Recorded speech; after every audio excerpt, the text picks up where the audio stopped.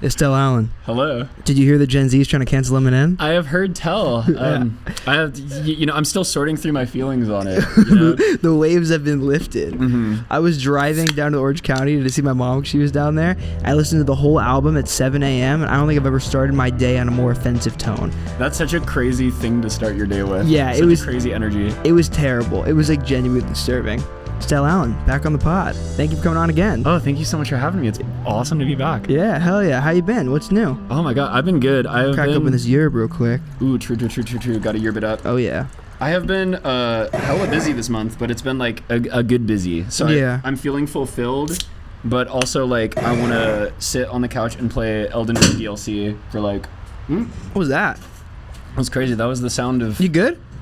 The words keep falling. Oh shit, okay. I was trying to come up with a bit for that, but I don't have anything. But yeah, no, I've been good. I've definitely been tired, but very happy. What about you? I've been good too. We were talking about this earlier, but like I feel so a little guilty, I think, out of privilege when I begin to complain now, because now my problems are like, oh, I'm stressed about music shit, when it used to be like I'm stressed about paying rent. So I definitely am in a very, very lucky and grateful place, I think. But I don't know, it still gets overwhelming, but I feel you. You've been in the whole album cycle for, I guess, let's start there. When you kind of begin to like roll out a project, and because you're in the process of doing that now, how early does that process begin? And like, does it get stressful right off the bat? Does it get more progressively stressful? I feel like I'm still kind of learning what the rollout for a project kind of looks like for me. For I guess like the first one I did, and for this one currently, there's kind of a haphazardness to it. Yeah. There's sort of just, I guess, like a feeling I get when it's time to start sharing music. Like I think you can kind of feel the life cycle of one thing end, and then the thing that you've kind of been keeping in the clip, like it starts to feel in the air as if it's like the time to begin sharing that. But I mean, this has been, I guess, like pretty conventional, rolling out singles, doing a cunty little photo shoot, and then being like album coming out. But I mean, it's cool. It's been cool seeing people react to music that I was a little hesitant.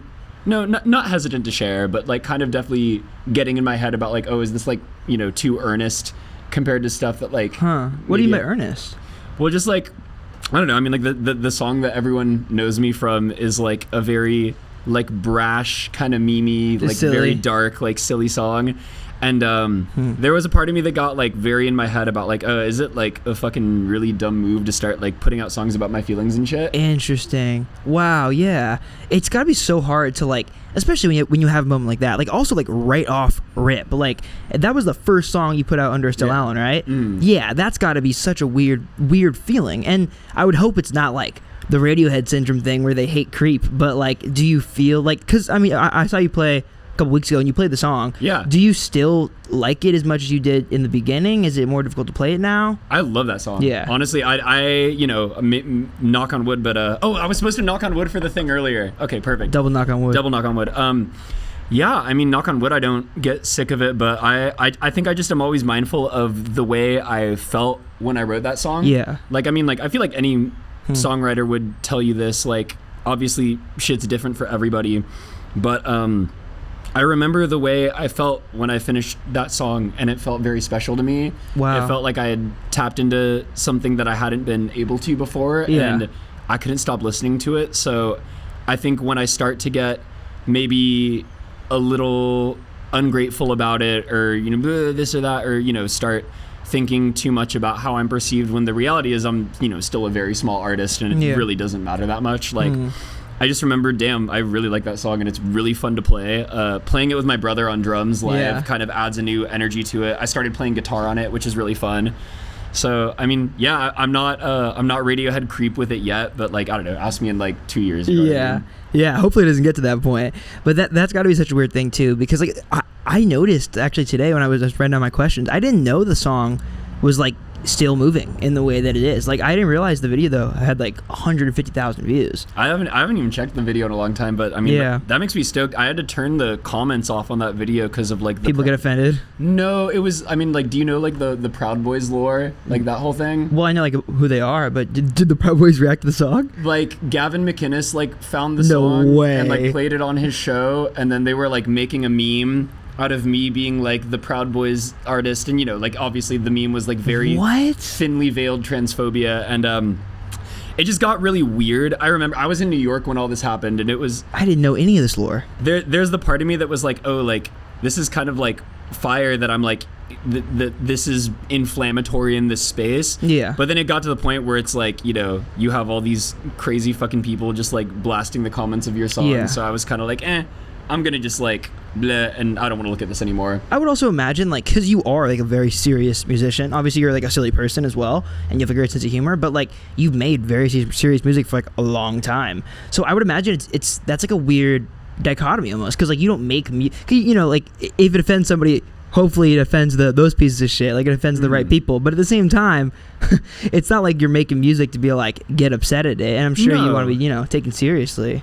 I think it was more that I chose to like step away from that happening, because there's a part of me that came up first that was like, this is an opportunity to like be such a like piece of shit and a punk to these people, and I gotta find a way to flip this. But I've been like talking to my manager about it, and I think I kind of arrived at the point of like, I know that I am not yet clever enough and media seasoned enough to spin this into something I can control. Yeah. And I do not want to be hasty in how I move through things involving visibility, if that makes sense. I'm kind of like a shy person, and straight up, I'm really easy to mess with and really gullible. Like, if you told me that it said gullible on the ceiling, I would look. So like, while I'm not necessarily yet hardened by the burden of visibility, I just didn't trust myself to fuck with that situation in a way that was responsible. Yeah. So I was like, oh, all that shit they tell you when you're a kid of like, there's a certain point where like, if someone's fucking with you, you gotta like punch them in the face. But like, there's certain situations where it's like, sometimes just like fucking ignore it. Yeah. It's like, it's the internet. Like, what was the Tyler the Creator tweet? It's like, you kind of just close your computer and like walk away, and it doesn't exist anymore. Yeah. So I picked the close the computer and walk away. That feels right. Route on that. Yeah, it definitely feels right. What do they say? They say like all attention is good attention. I don't know if I agree with that necessarily. I think like all attention is good attention if you have good intentions, I think. I think that's a good way to think about it. I think also just if you're well equipped to channel that attention. Yeah, yeah. And I think, maybe this also comes from me being like a little older than people like in my scene or my kind of music or whatever, but I also feel a lot more cognizant of times in which I'm not equipped to channel certain things, and I would rather there's times in which I really like taking risks. I think that's something that's very cardinal to the way I make music and make art. But in terms of like how I move with the music, which kind of goes back to what you were saying about taking it seriously. Yeah. I try to be responsible about like what risks I choose to take and like how I choose to channel things that happen around my music. Yeah. Because at the end of the day, like I want shit to be about the art and the music. There's only so much of that you can control. Yeah, totally. Like I try not to obsess too much over how my music is perceived, how it's enjoyed, and like what it inevitably metastasizes into. But when I have the choice to walk away from some corny internet shit, I feel like that's generally the move. Yeah, always, I think. I mean, but at the same time, I think you're right. Like there are people who are masters at like spinning that into something positive. I mean, we were talking about Matt Ox earlier. Matt Ox is a kid who like started his career in very like, I think he was trying to make serious music, but he just wasn't taken seriously, and he almost spun that on its head in a really cool way, where he comes out with this project that nobody expected, and he just fully shifts the narrative on like who he is as an artist. And also, it's important to acknowledge in that situation, like the kid was literally like 16 when he blew up, you know. But like I think a literal child. Yeah, exactly. But I think it's so difficult to be able to like consciously shift that attention and kind of like redirect it into a place that's more focused on like you and your music and your message and what you're trying to say, opposed to just the song itself. It's kind of like, how do you outlive that, like how do you outlive the impact of that one song? I don't know. I mean, that's maybe not something that like I have a lot of perspective on like at this point in my life, but looking at people that do, I think it's the ones that just don't really concern themselves like too much with the impact of a song, or some people do, but like channel that into something creative. Like we were talking about Radiohead like a second ago with Creep and stuff, and like there's a lot of their catalog that could arguably like be defined by them trying to reject the success of Creep, and then it's like we got like OK Computer and Kid A and like all these like fucking generational albums. So like you know, sometimes I think you can get really good shit out of someone being like, no, I will not be perceived this way. Yeah. But then like there's other people like the Bowies of the world, and like I would argue even like the Beyoncés, like people that kind of just do what interests them in the moment, and as long as they're staying very present with that, like, you know, I think the people that consume their art generally don't find themselves too caught up in their past hits because there's just so much to keep up with now. Yeah, and or just the attention that it gets regardless, like the attention that be negative or positive, just like not creating for the sake of the listener. Yeah. And that's a hard balance too, I think, because you never want to like make things that you're like, oh, like there's no way anybody will like this. You know, you want to have some kind of appeal, but at the same time, when you're making music for yourself, it's very hard to think about anybody but yourself, and that's kind of what makes making music like the most selfish and selfless thing that you know, ever. Well, something I've noticed is, and you know, there's like such a fair amount of this take that could just be like projection on my part, but when I went on tour for my music in March, and like I was finally starting to like meet all these faces from the internet that had like commented on my song before or whatever, like reached out and said they liked the music, and like seeing and meeting them in real life and having conversations, like I was stricken by how much we had in common.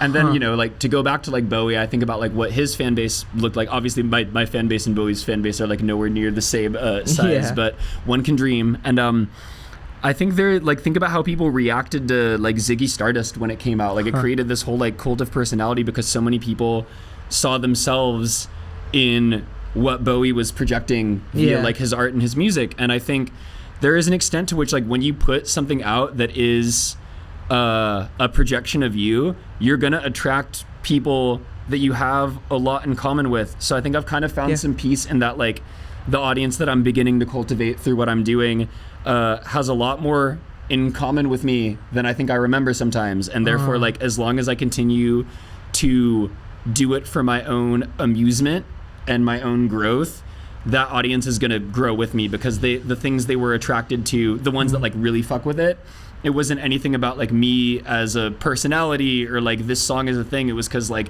they saw a piece of themselves in that thing that they found.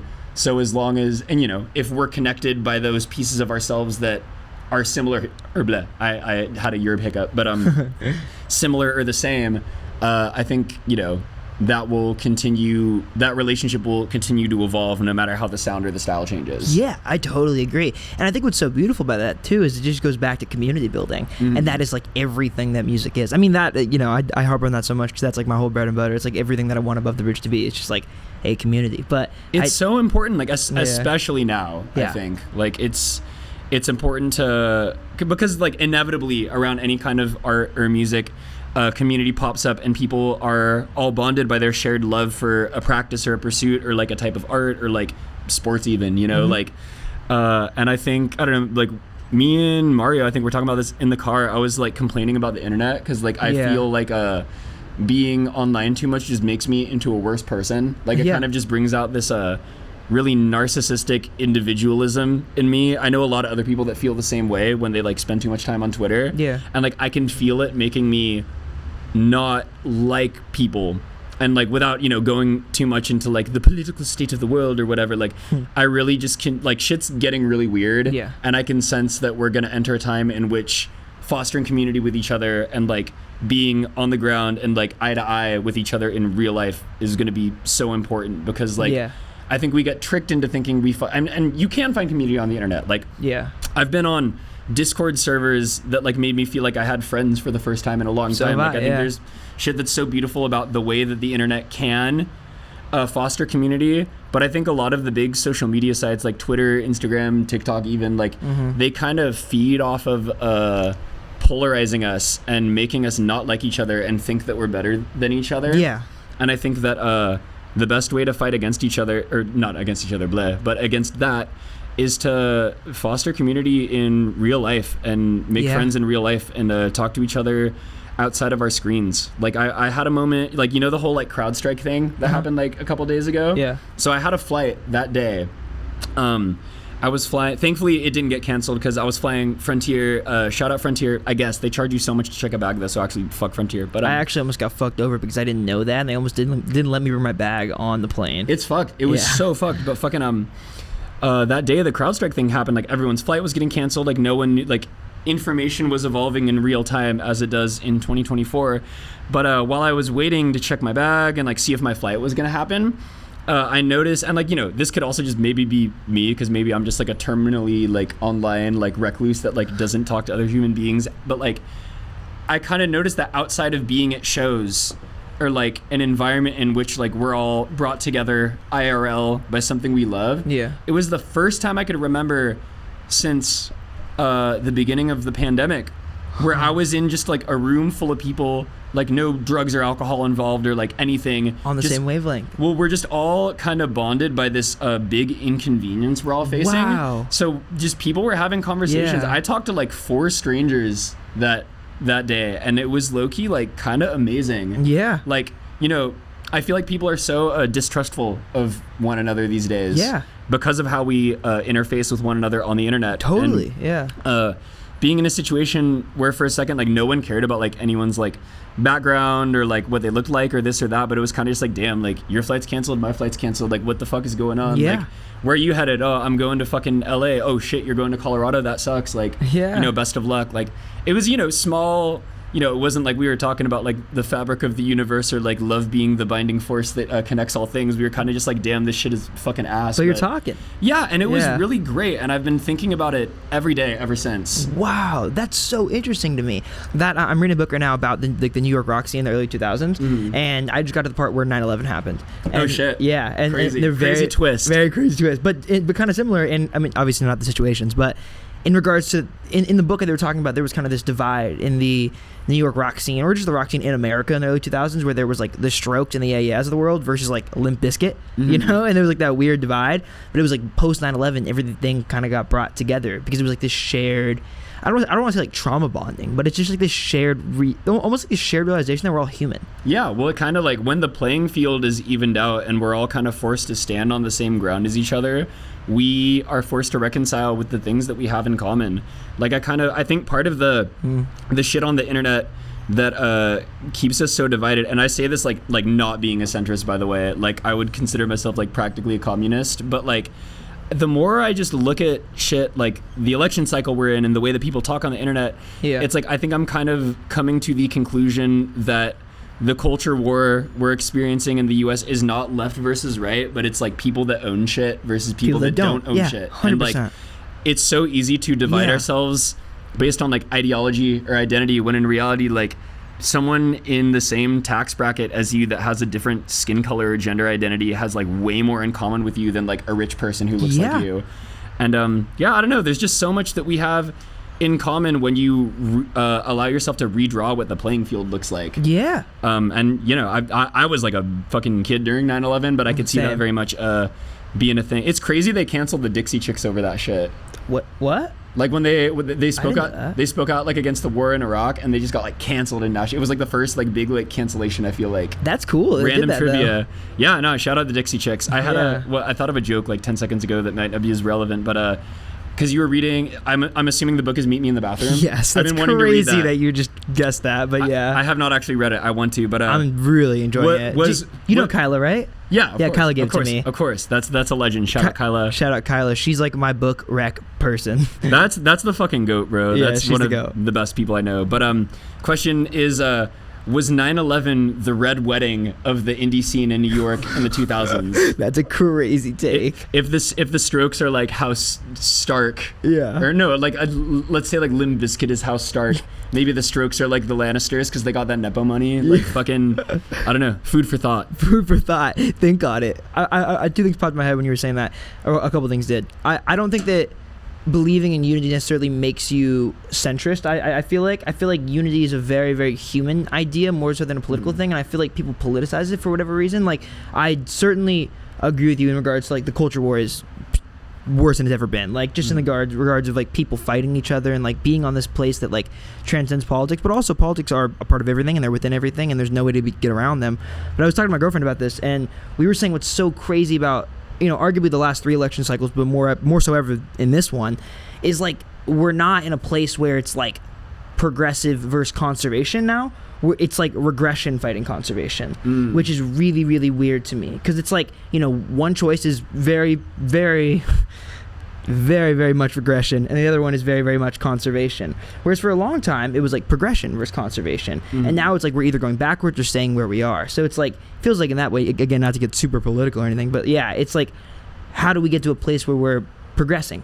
It's tricky. I mean, like, I think it results in like a lot of like weird questions having to be asked that, like, also disclaimer, like, I don't have the answer to. I'm a fucking musician with like a face tattoo and boobs, so like don't come to me with answers to questions of how to run the US. But something I've noticed, because like I've now lived through like 3 election cycles where it's like, oh, if we don't elect this fucking like cop Democrat that like wants to commit genocides, Trump is going to be president. And like, you know, there is an extent to which, like, when you just, I guess, like, very coldly zoom out and look at, like, the quantitative list of, like, who has more worse shit on their platform, like, sure. Like, I think you can make a very good case for Trump being that. But then it's like, I don't know, I saw low-key, like, a great take that was, like, you know, people are sharing this meme about, Kamala, you know, being like, oh, like, you're either voting for like genocide and cops or like genocide cops and all this other stuff. Pretty much. And doing that is kind of reducing genocide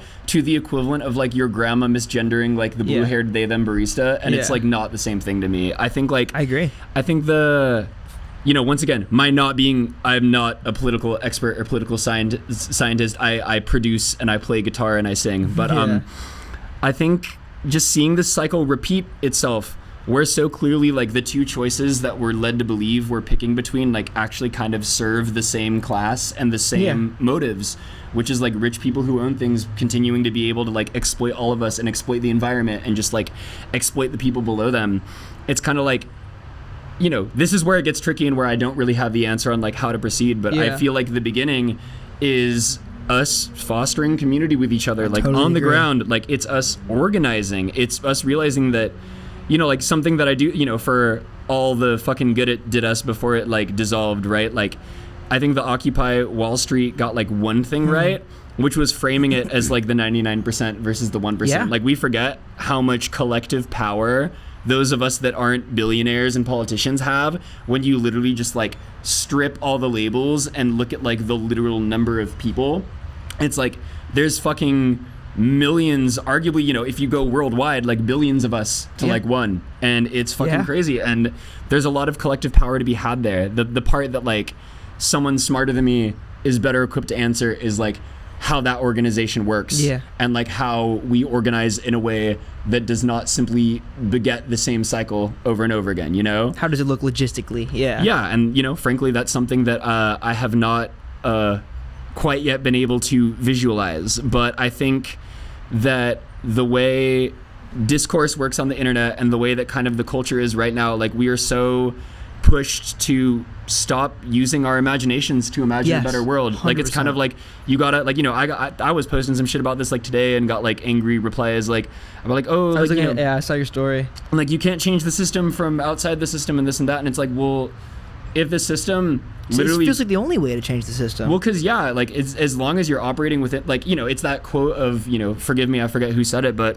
the system is not broken, it's working exactly as it's intended to. And I think that as a cardinal truth opens up a lot of questions that I think we should be talking to each other about and trying to answer amongst ourselves. But yeah, I don't know, don't listen to me, I'm a musician. I made the drunk driving song, so fucking, I don't know shit about politics. But no, I feel you. It's a super, super like dark and depressing reality, I think, and it's, I don't know. I try to be empathetic regarding people that are around our age that are incredibly apolitical and just totally absent from politics, because I get it. I totally get it. Like, if you exist in a system that has never served you, has repressed your vote for a large portion of your life, and then simultaneously, like, your parents' rights and then your grandparents' rights, how can you even be expected to participate in that system? You know? And I'm not saying don't vote, that's not what I'm saying, but I think the best way to approach it is just radical empathy. Like, in every single regard. And I feel like the people who I look most up to, like, politically, socially, they just proceed with radical empathy no matter what. Well, they know how to speak to people from different backgrounds because like, they see, you know, once again, I know this sounds super kumbaya, but like, they see the through lines between people. Like, you know, learn how to grow, oh shit, I hit the mic, sorry. Learn how to grow your own food, like, talk to your neighbors, don't let your neighbor just like be that weird person that y'all like text the landlord to tattle each other on, like, you know, people lower the rent by unionizing their apartment buildings, you know, like talk to your neighbors, it's a small like organization, form friendships. but it matters, yeah. Grow fucking tomatoes and basil in your windowsill and like see if your neighbor needs tomatoes. Like,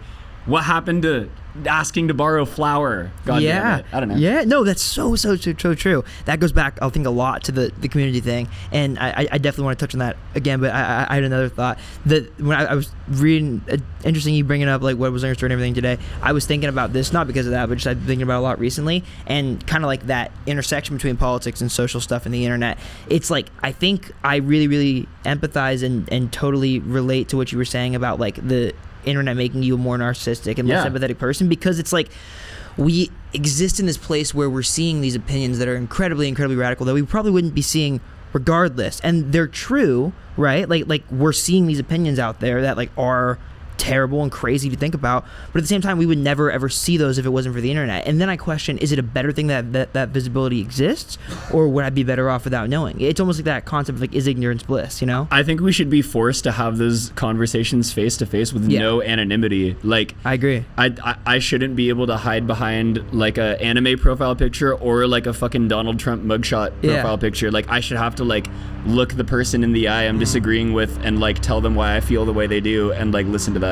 Yeah. You know, granted, if someone comes up to me and is like, oh, like trans people should not exist and your existence is perversion, different thing. Yeah. well, you know, like I'm obviously going to be like, okay, like you're wrong, and it's, you know, it is foul that you believe that, but also there's an extent to which I wonder why you believe that. Like, you know, everything has a root and a cause, and I think we can simultaneously condemn hateful ways of thought while also, you know, realizing that to undo something or to fight it kind of requires like an understanding. Yeah. Like there's only so much that being like, oh, like totally. Fuck you fucking dick can do. Like, you know, it's like at the end of the day, you didn't change that person's mind. And there's some people whose minds you can't change. Like there's some people that are gonna like look at me and think that I'm an evil like fucking like drag queen like demon that wants to like turn their kids gay. But like, I can't fight that unless like I understand why you feel that way, and I can therefore like disprove that. Yeah, and I think one thing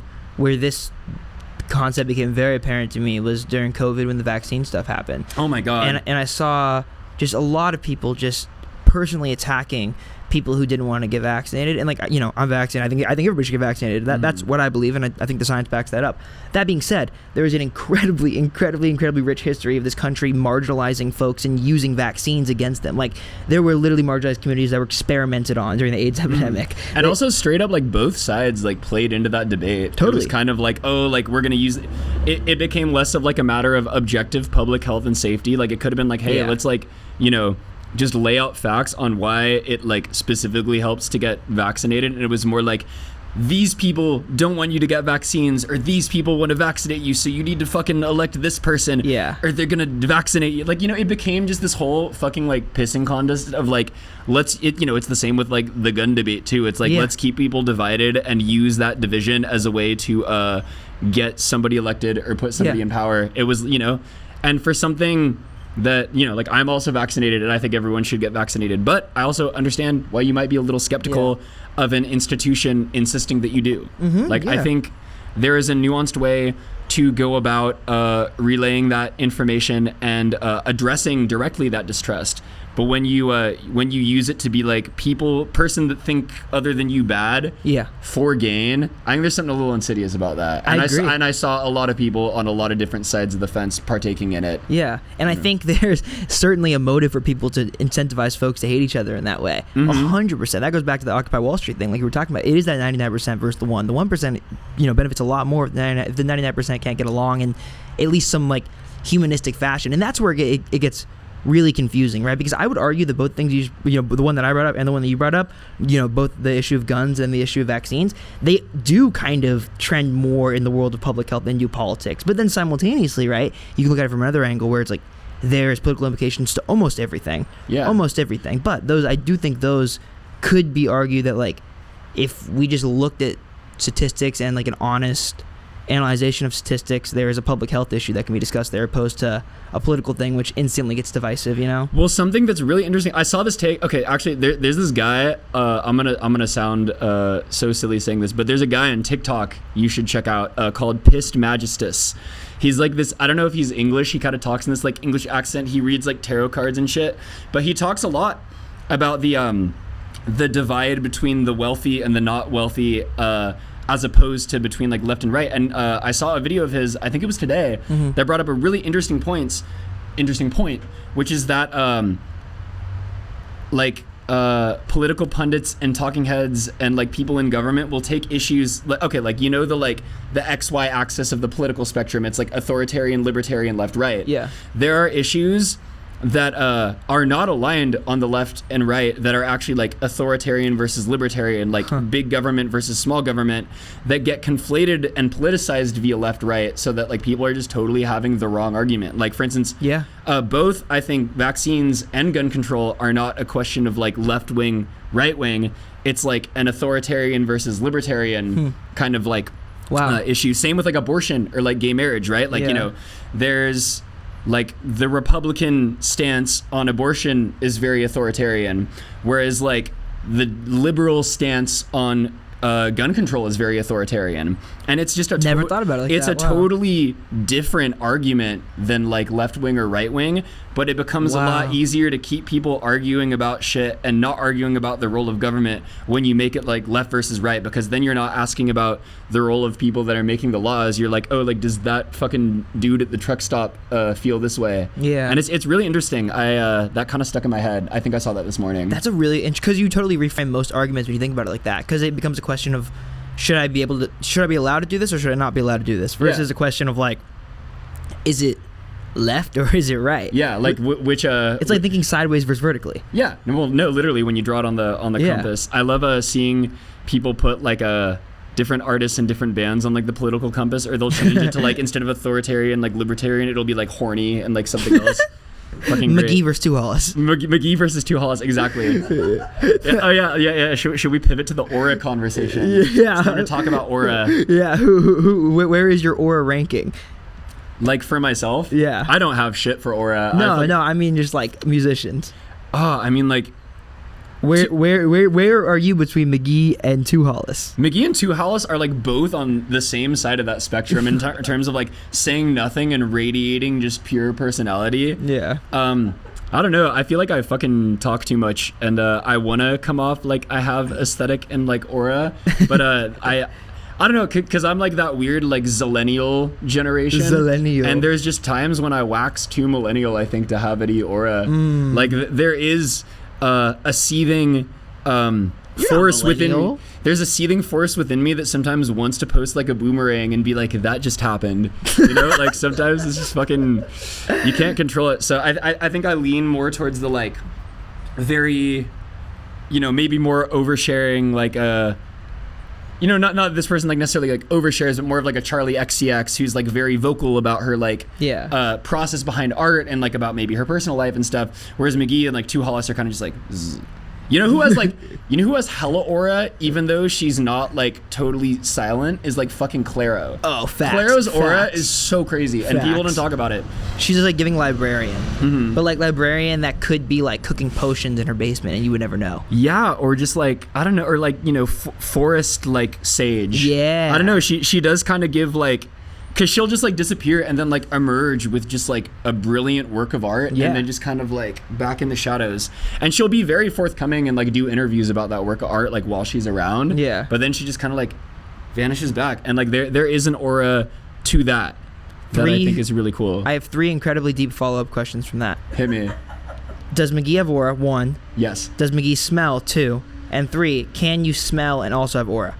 And does it sometimes add to it? I haven't been around him, so I don't know like what he smells like. I feel like it would be kind of like patchouli and like gasoline. Okay. I feel the same way. Which that in itself is kind of I don't think there's a binary between like if you smell you do or don't have aura, because smell is literally an aura. You know what I mean? It is a field. In its most raw form. It is a field around you of particles that other people can consume via breathing and then organize and make sense of in their head. So I think if McGee smells like McDonald's, like you thought, maybe that's like a different kind of aura.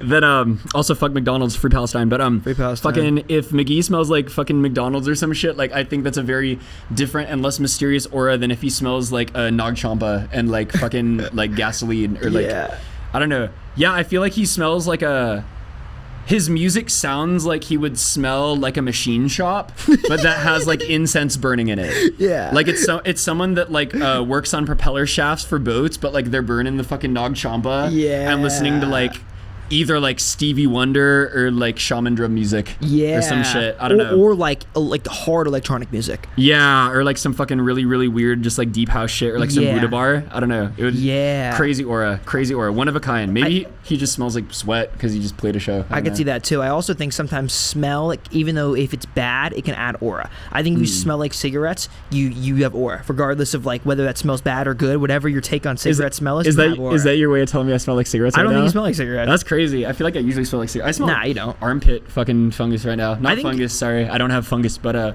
smell like armpits because I'm sweaty. I feel like most people don't get the cigarette smell unless you smoke like multiple cigarettes back to back to back. True. I used to be able to do that. I miss being able to do that. When I was in college and I was on my little fucking like Tumblr like fucking bullshit faves, like I would be chain smoking Marlboro Red. I can't even smoke a single Marlboro Red now. They taste like shit to me. Yeah. Like, I'll do my one spirit and wait like 45 minutes to an hour. Thank you very much.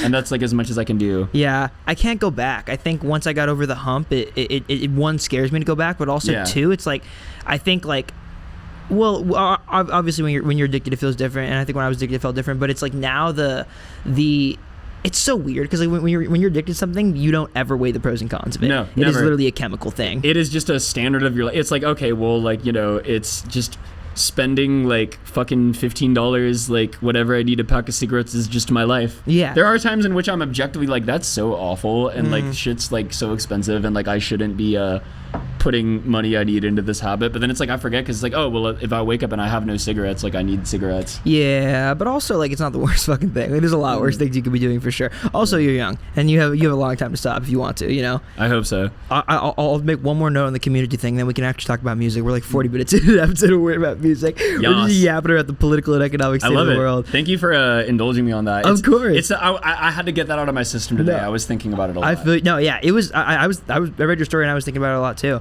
It feels like we're entering I had this feeling, I think, for the first time I ever like consciously began to understand politics. And I think that was like directly at the end of the 2016 election because I was like 15 or whatever. And it became apparent to me for the first time that I had like opinions. And I think I'm entering a place that, not that I since then don't have opinions, but like I think now I'm entering a place where it's like I think like when there's a somewhat stable president in office, or like we're in a state of like a stalemate would be the word, I guess. Like we're just a place of like presence, right? It becomes easy to forget how intertwined everything in the world is with politics. Yeah. And then when you get into these election cycles, I think it becomes incredibly, incredibly hard to like not think about it. I think it's really important to have an opinion. Yeah. I want everybody to have a strong opinion. And I think you can have a strong opinion and then also be cognizant of how that opinion functions and sits in a greater ecosystem outside yourself and your bubble without being a hypocrite. Yeah, 100%. Yeah. Sorry, that wasn't the thing I was gonna say. No. You just made me think of that. Oh no, yeah, I got you. But like one thing that came to mind when we were talking about community was I just wanted to mention this person because they come to my mind so frequently. I have a friend named Afterthought. He's a rapper in San Francisco, and shout out to Aft. And he is like, he's not like an outwardly political person. I know he has a lot of very political opinions, but he is just so focused on like localized San Francisco community, and he's dedicated his life to it as a musician. And I have so much respect for that guy and his love for the place that I grew up around. And he inspires me a lot in the sense that like building localized community can really, really have these outreached effects that you don't really think about when you're doing it in the moment, you know? And it's somebody that I take a lot of inspiration from, and I just want to mention him real quick, but it's like I really, really strongly believe in the same way that I think you do, that like I grew up on the internet. I love the internet. Everything that I have is because of the internet. Shout out the internet. Shout out the internet. Not the band. Well, actually, also the band. Fucking goated band, yeah, actually. Good ass band. But good chords. Yeah, for sure. But the internet is an incredible place, and I think there's so many beautiful communities that I've been a part of on the internet. They've never felt the same as in real life communities, I think. And I think when I became a bit more of a confident person and was a bit less online, I think, as I've gotten older, it became easier to make that acknowledgement that like those in-person communities, when I'm looking somebody in the eye, right, and talking to them in person, it just feels so vastly different than typing to them over a screen. It just is incredibly unrelatable in my opinion. I think disagreements are just better had offline too. I was talking to I was doing that shoot in Arizona with my friend Elier. By the way, shout out Elier. That's one of my fucking favorite artists in the world. Elier. They're one of my favorite directors, like amazing human being. And they brought up this point of like, I'm paraphrasing a lot, but they were kind of talking about how like on the internet we're so quick to like ostracize each other, but in reality, like IRL offline, you sometimes like you can just like not vibe with someone and still foster community with them, still exist in the same community, like just maybe sometimes you don't like 100% like vibe with someone, and like I think that's okay, whereas like on the internet, like the second you don't vibe with someone, it's like fucking like ugh. I think it's just interesting, and I think we overcomplicate that. I think that literally just is because we're not looking them in the eyes. Like I can look at you, like if I was typing you over the internet, I could probably, it's way easier to say terrible shit to somebody than when you're looking them in the face. It makes it way different, because it's like that's a person. When it's just words in an Instagram comment section, that's all it is. You have absolutely no understanding of who that person is, what they've been through, what they're like. There's like some people I think I've met in my life that like I disagree with on a lot of shit. Maybe I don't vibe with them personally, but I know they're a good person. And I think because they're a good person, it's really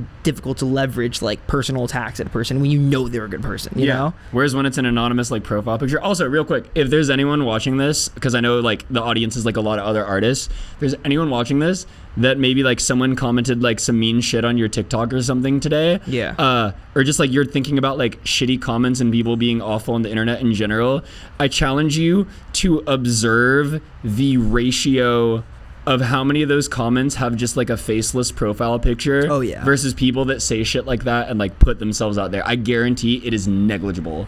Or like this is a funny one too. There's that one, but there's also like if you see like some heinous comment in some popular artist comment section, very often you'll click on their profile, it'll be a public profile with no post, but like the bio will say like AHS or like BHS or like CHS. It's like, oh, this person's in high school. This is like a literal child. This person's 16 years old. Like then you begin to make sense of why they feel this way. And you know what? To a degree, I get it. I think when I was 16, I was on the internet saying some terrible shit. I think when I was 16, I definitely was like so outspoken and I would just hate people, I think, because I was angry. And that's how it is. And then you grow up and you're no longer as angry and you have a different perspective on the world and you grow. But you can't watch that growth live time on the internet. You can only watch it in real life. No, it's and like you can only kind of like look back on it in hindsight and be like, oh, it's like it's like taking a fucking hike up a big hill and you're not really thinking about it. You're thinking about how like sweaty and awful it is, and then you look up and you look at the view and you're like, oh damn, like I just walked up like the whole thing. And it's really beautiful. I mean, that's kind of just like I think how growing up is in general. Like you never, this is a really weird abstract thought, but you never realize you're growing up. You just grow up. You never like, I think as you get older, you can acknowledge, like, not to say that I'm old, I'm young, I'm 22, but I think as you get older and you have more experience, at least this has been my experience, I think I'm now a bit more conscious of when I'm in an area in life where I feel like a lot of growth's happening. Like I feel like right now I'm in a place where like a lot of growth's happening in my life, so things are changing and it's a really, really beautiful thing. But I think especially when you're young, when you're in high school, when you're in college, it's really hard to take a step back and be like, oh, like I'm in a period of growth right now. I'm not stagnant. No, I mean, you're thinking about just like whatever's happening like in your day to day. You might have little milestones or like you accomplish something crazy and then like you're able to take a step back for a second and be like, oh yeah, like that was definitely like a fucking like a checkpoint in the racing game that we're playing. But you don't really, hindsight's 20/20. Anyway, music. Music. So you got a record on the way. I do. I listened to it. It's incredible, by the way. Thank I love you. it. Yeah, of course. No, it's so cool.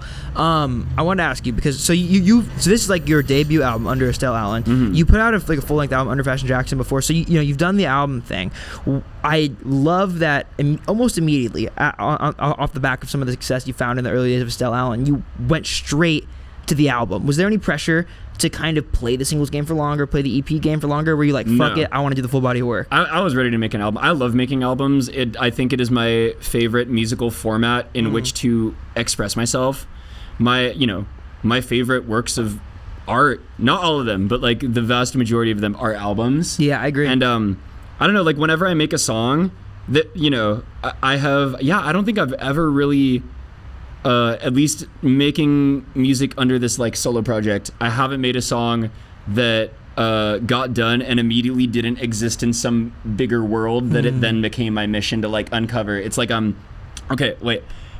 Have you played Elden Ring? No. No? Okay. No, yeah. For those that like, I mean, like these two know how much I yap about FromSoft games, but for those that haven't played Elden Ring, if you have, you probably know like where I'm about to go with this. But so when you play Elden Ring or like any FromSoft game, it's not like The Witcher or like Assassin's Creed where like there's a bunch of like shit on the screen and there's like a quest marker that tells you like go here.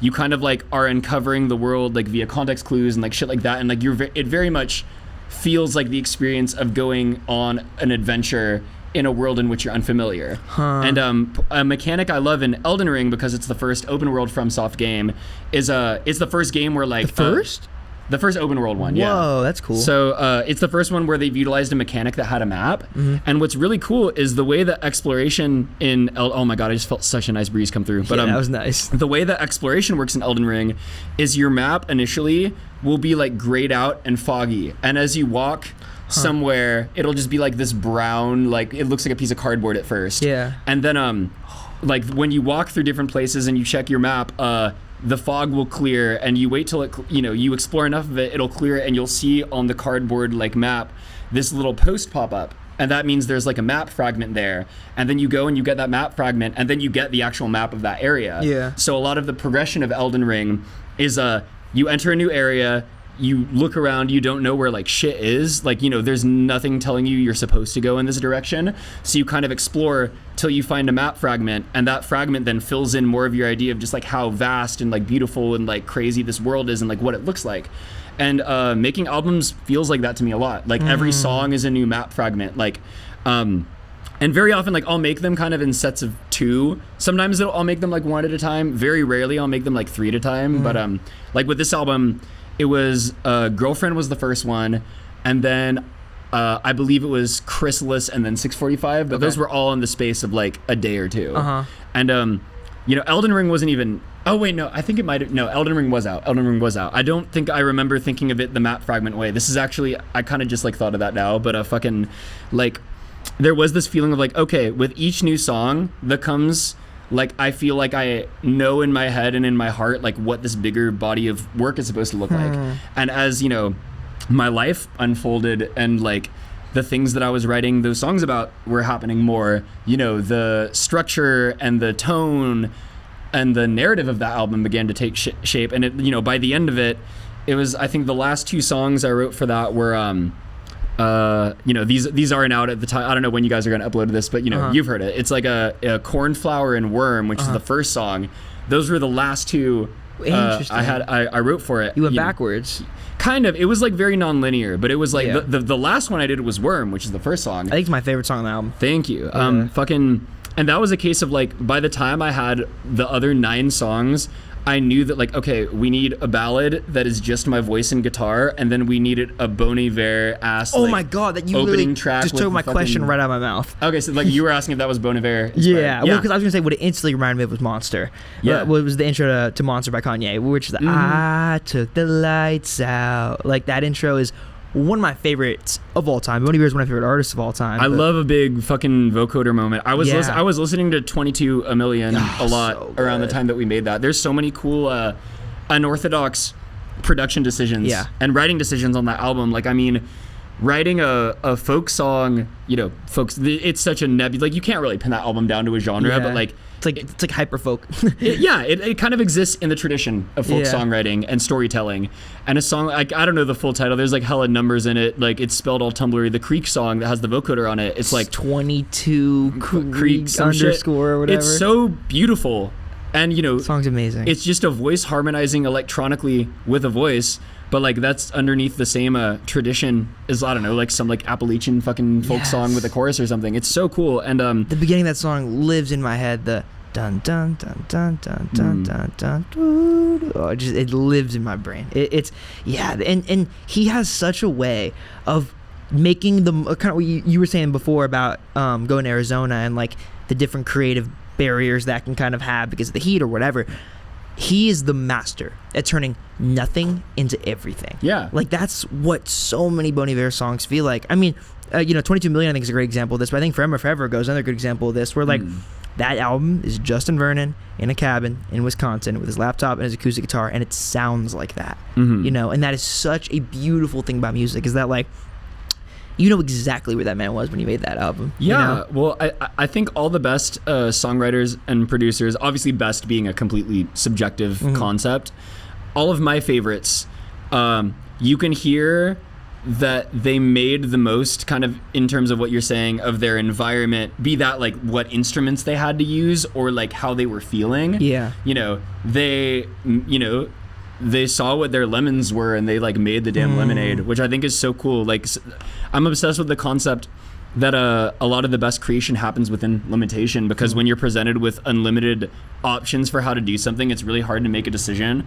Whereas if you're like, we were talking about like people being in like New York and not being able to like blast loud music in apartment complexes, or like Arizona, it's like really hot, or like this or that, like whatever environment, if you're not able to like use speakers and you're only using headphones, for instance, you're going to make music in a different way than someone who maybe doesn't have speakers and maybe doesn't have headphones and only can use speakers, or like I only have a shitty USB mic and like a guitar, or like, Steve Lacy making early music like on his phone, because that's just like what he had going. Like, I think or Madlib.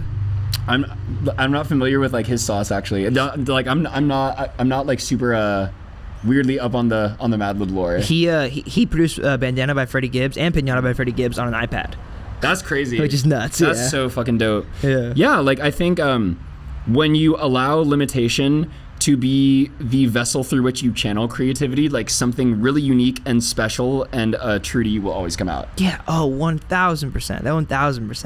And I think Worm, that intro is such a good example of that. And it just hit me instantly, because all it is it's your voice and a guitar. But it feels like, throughout the album, and not to say that the other songs don't, but that song feels so you. It's very much like, I'm Estelle, here I am. And I think it's such a good intro for that reason. Going back to what you're saying about the Elden Ring stuff, it's kind of like you're seeing that world spawning in. Like, my equivalent of that is like in Minecraft, how like there's an endless map, but it renders the further you have your render distance. Worm is the sound of that album rendering. It's like you get the vocoder. I mean, that part is essentially like a prayer. Like there's kind of like a whole thing around that. But you have this vocoder just kind of like reciting a prayer. And then, the album like wakes up. You hear like the music tag and like all this jazzy shout out Bug-Eyed and Aiden Solomons, by the way. Bug-Eyed played clarinet and Aiden played sax on that intro. So beautiful. So fucking good. But it's like you kind of hear, I wanted to start it off with an instrumental that leaned more like jazzy too, because I thought it was really cool to have this like kind of crazy vocoder moment, and then like, making like the music tag by thing or whatever on like a hyperpop leaning album. It's like a dead stop. I just thought it would be kind of funny to start it off on something like a little more like colored in a jazzy way, like in terms of the chord voicings and shit. Like it was like, the shapes painted are more jazzy in that beginning, and like kind of I wanted to set the precedent that like, there are elements of this that are very electronic, very rooted in like shit you might have heard before that like is under the like hyperpop umbrella, but like I want people to go into that album just hearing it as music. Yeah. And I think every artist strives to do that, right? Like, no one likes being placed in a genre. But I feel like that's if I were to ascribe an intention to my like producer tag being the word music, it's kind of it's like entreating, I don't know if that's a word, but it's kind of just like asking the audience like, hey, just like hear this on face value as like some sounds. And I feel like that's kind of like what that moment is to me. It feels like a dead stop. Yeah. And then it goes right into Chrysalis. And I think that was right off rip when I listened to the album this morning.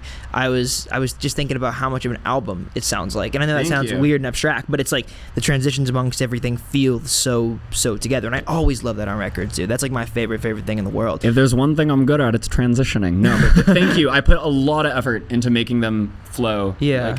Like, I love when albums do that. I mean, like it's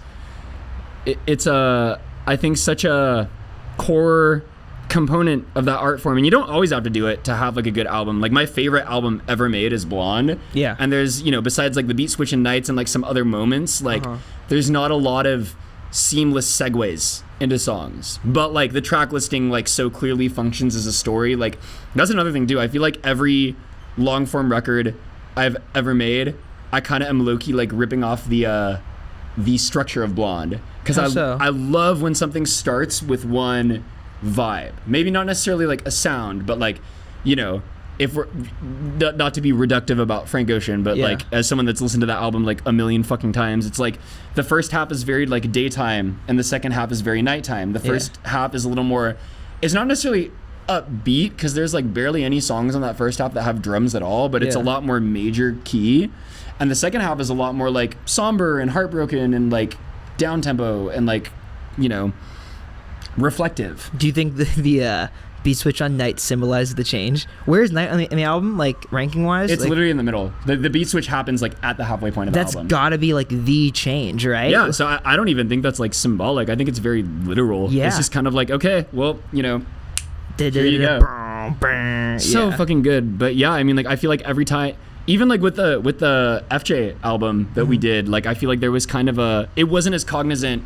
Like I'm doing it on purpose with this stuff, but like I think even back then, like there was a bit of an effort to give the first half a slightly different feeling than the second half. It has it. That's something that I love. I mean, it's obviously something Strange Creature does. Like the first half is like very major key, very like infatuated, very like talking phase, cute, and the second half is a little more like, you know, it deals with themes of like heartbreak and like, you know, examining the emotions that come with it and, you know, healing and, you know, leaving things on kind of an open-ended note or whatnot. But yeah, like the second half is definitely very different than the first half. Was the intention to always start it with a vocal-led track, or just a very, very simple vocal guitar? Because also, I'm gonna keep harping on it, but the that there's so many stops on the record, like that feel like stops, switch, and I think even within Worm, like the first song, it feels that way when you're going from just the vocal thing. And the first thing I picked out, correct me if I'm wrong, like this is just what I was hearing, but it's like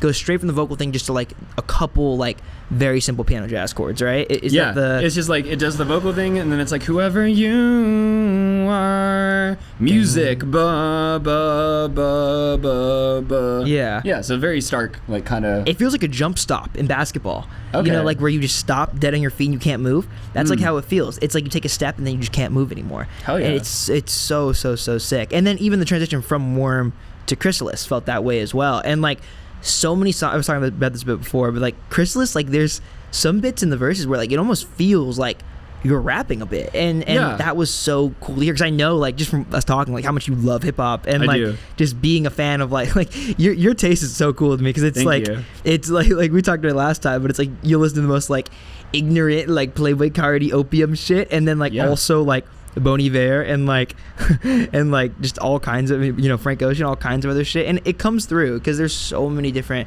sounds on the record that feel reminiscent of so much stuff. But Chrysalis was so interesting, especially because it's so early in the track list, where it's like it feels like it's almost immediately introducing this second side of you. It's definitely different than your prior work. Yeah, I mean it came from that was one of those songs that, well, I mean, honestly, all of it, like what's crazy about that entire album is like I feel like the whole thing was written on like autopilot. Like I can't really remember very many moments, and this happens a lot when I make music. I kind of like weirdly just like black out when I'm making it, but there's very few moments on that record that I can like staunchly remember, like, oh yeah, I put this sound, like I remember putting this snare in that. Like there was shit that when I was mixing it with my friend Jude, like I forgot like was in there. But that's awesome. With Chrysalis, it was kind of, I was working on I must have been working. Okay, so I think I did start 645 before that song, because it's like I had Girlfriend pretty much done. Was working on 645. This is before like Dende was on it or anything either. But I like had this beat idea, because something I use a lot for my vocals is this feature called Verispeed in Logic, where like we may have talked about it last time I was on the pod. Did. Yeah, it's where you like slow the song down, it pitches it down, you sing it in that key, and when you speed it back up, it pitches your voice up. But I hadn't really fucked around with using it to change, like usually it was like I'd start at like 0% or whatever, pitch it down to do my vocal, pitch it back up, and then we're back at like concert pitch. Whereas Chrysalis was one where like I pitched it down like 15% to make the riff, the ba ba ba ba, and then I kind of was like, let's stay here. So like every sound except my voice, you know, there's times when I'm pitching up my voice, but like every sound that's not like my natural voice is pitched up or down in some way, because I was just kind of like going silly with the Verispeed and shit, and that's about all I remember about that process. There is to go to the hip hop influence in that, like I'm never gonna like rap on a song, like it's just not something that's, you know, my wheelhouse. It's something I prefer to like observe other people do that are like good at it. Yeah. But there, in terms of the vocal delivery, specifically like the rhythms that I was inspired by on that song, it was a lot of like Detroit shit. It was a lot of like TJX6, like Casher Quan, like Babytron. I was just gonna say that, because there's a swag to Detroit. Crazy. It's like I don't know if like there's ever a part on Chrysalis where the vocals like proper overlap, but I love how people in Detroit will do that like overlapping shit with their voice, like the punching in, like the shitty boy shit. Yeah, there's kind of just a feeling to that sort of vocal delivery that I thought it was kind of fun to put on a song about like being a beautiful butterfly, because actually, okay, there is one thing I remember staunchly about that song, and it was coming up with the chorus. Because like I had the beat, I had I had a section that was like, okay, this is probably the verse. Yeah. You know, this fucking synth comes in, that's probably the chorus. But I had the part where there was the like that weird fucking like Caroline Polachek ass like vocal that's going on, and I was like scatting the melody of it, and I was like coming up with like, and the sound and the and then I came with the line like, I just stepped out the chrysalis, give me something to put on, and I was like, okay, I feel like that's a bar, but it's a bar. We kind of have this like meme in the trans community where like using a butterfly metaphor to describe your experience is the corniest shit ever, and like if you do it, like you deserve to get clowned on really hard. So I kind of had this realization like, oh my god, I'm writing a song about being trans where I'm singing about being a butterfly. So I kind of had this You're moment, like, oh fuck, I leaned into it. Well, it was kind of this moment almost of like, I was at a crossroads. I was like, I can either just fucking write this song about something else and like not get made fun of, or I can, like kind of like you said, like lean into it and just see how deep the rabbit hole goes.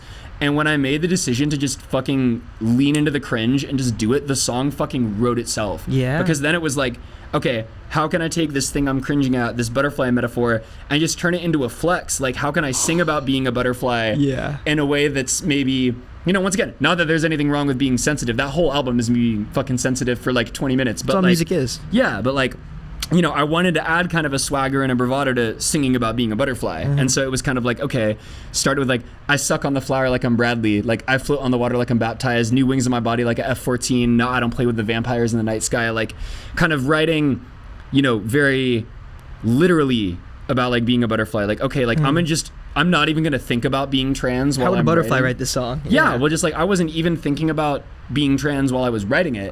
But then like I was literally just thinking about like being a butterfly. And then when it was done and I was listening back, I was like, okay, yeah, like there's like there's like fucking 8 things in here about being trans that like I was literally just thinking about insects. Yeah. And it was fun. It was a really like eye-opening songwriting process. It's something that I want to, you know, you can't force shit. It's like if I were to try to force myself to like write DUI 2, I definitely couldn't. But like, you know, that song just came to me like after I decided to lean into something that I thought was maybe a little like silly. Chrysalis came to me when I thought of something a little bit silly worth leaning into. So I look forward to the next thing I think of that's like maybe like kind of stupid. Yeah. Because like, sometimes when you lean into that shit, it's like really fun. I had like 3 or 4 thoughts that I really wanted to share from that. Yeah. So like, first off, one thing that stuck with me so much from the interview that we first did was when you said, kill the part of you that cringes. Yeah. Like, that is, like, the definition of that to me, what you just said. And then also I was thinking about this when you were saying this. We interviewed an artist yesterday named Macy May. Shout out to Maisie. Shout out Maisie. She's super awesome. But she said this thing,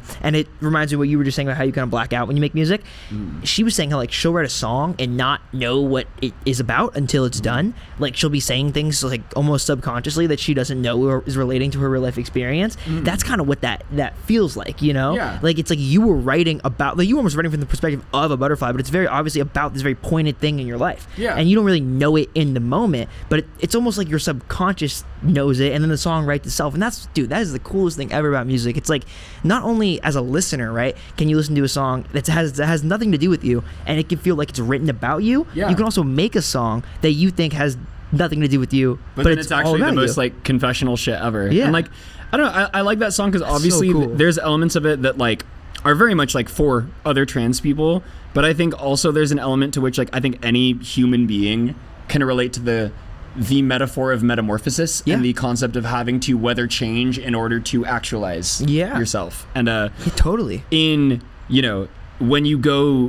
beyond like the obvious like trans allegory and that, I think that's what that song is like really about. Yeah. So I'm curious to see like who else relates to it. It was interesting too because like it was almost like in terms of you describing like the process of you know, like accidentally writing stuff that's like really personal and poignant. I feel like that song almost sits in this weird gray area between being on purpose and not, because it was kind of like, that's what's so cool about it though. Yeah, it was just a weird one. It was like I realized what it was about when the chorus came. I was like, ooh, I don't know, and then I was like, nah, and then like it was like turning that off for a second.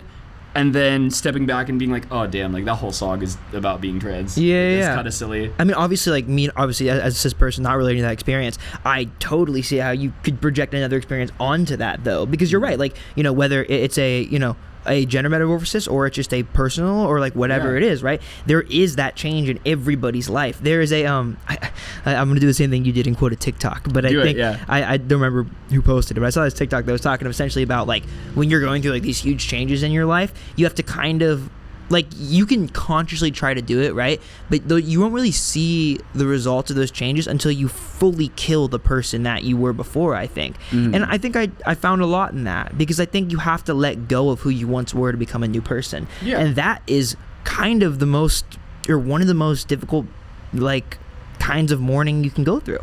Like mourning who you once were and figuring out who you are next. It's like chapter 1 versus chapter 2, but that is such a beautiful song about change for that reason. I feel like it's like you, of course, but it's just like, you're right. I think it's such a universal experience in that regard as well.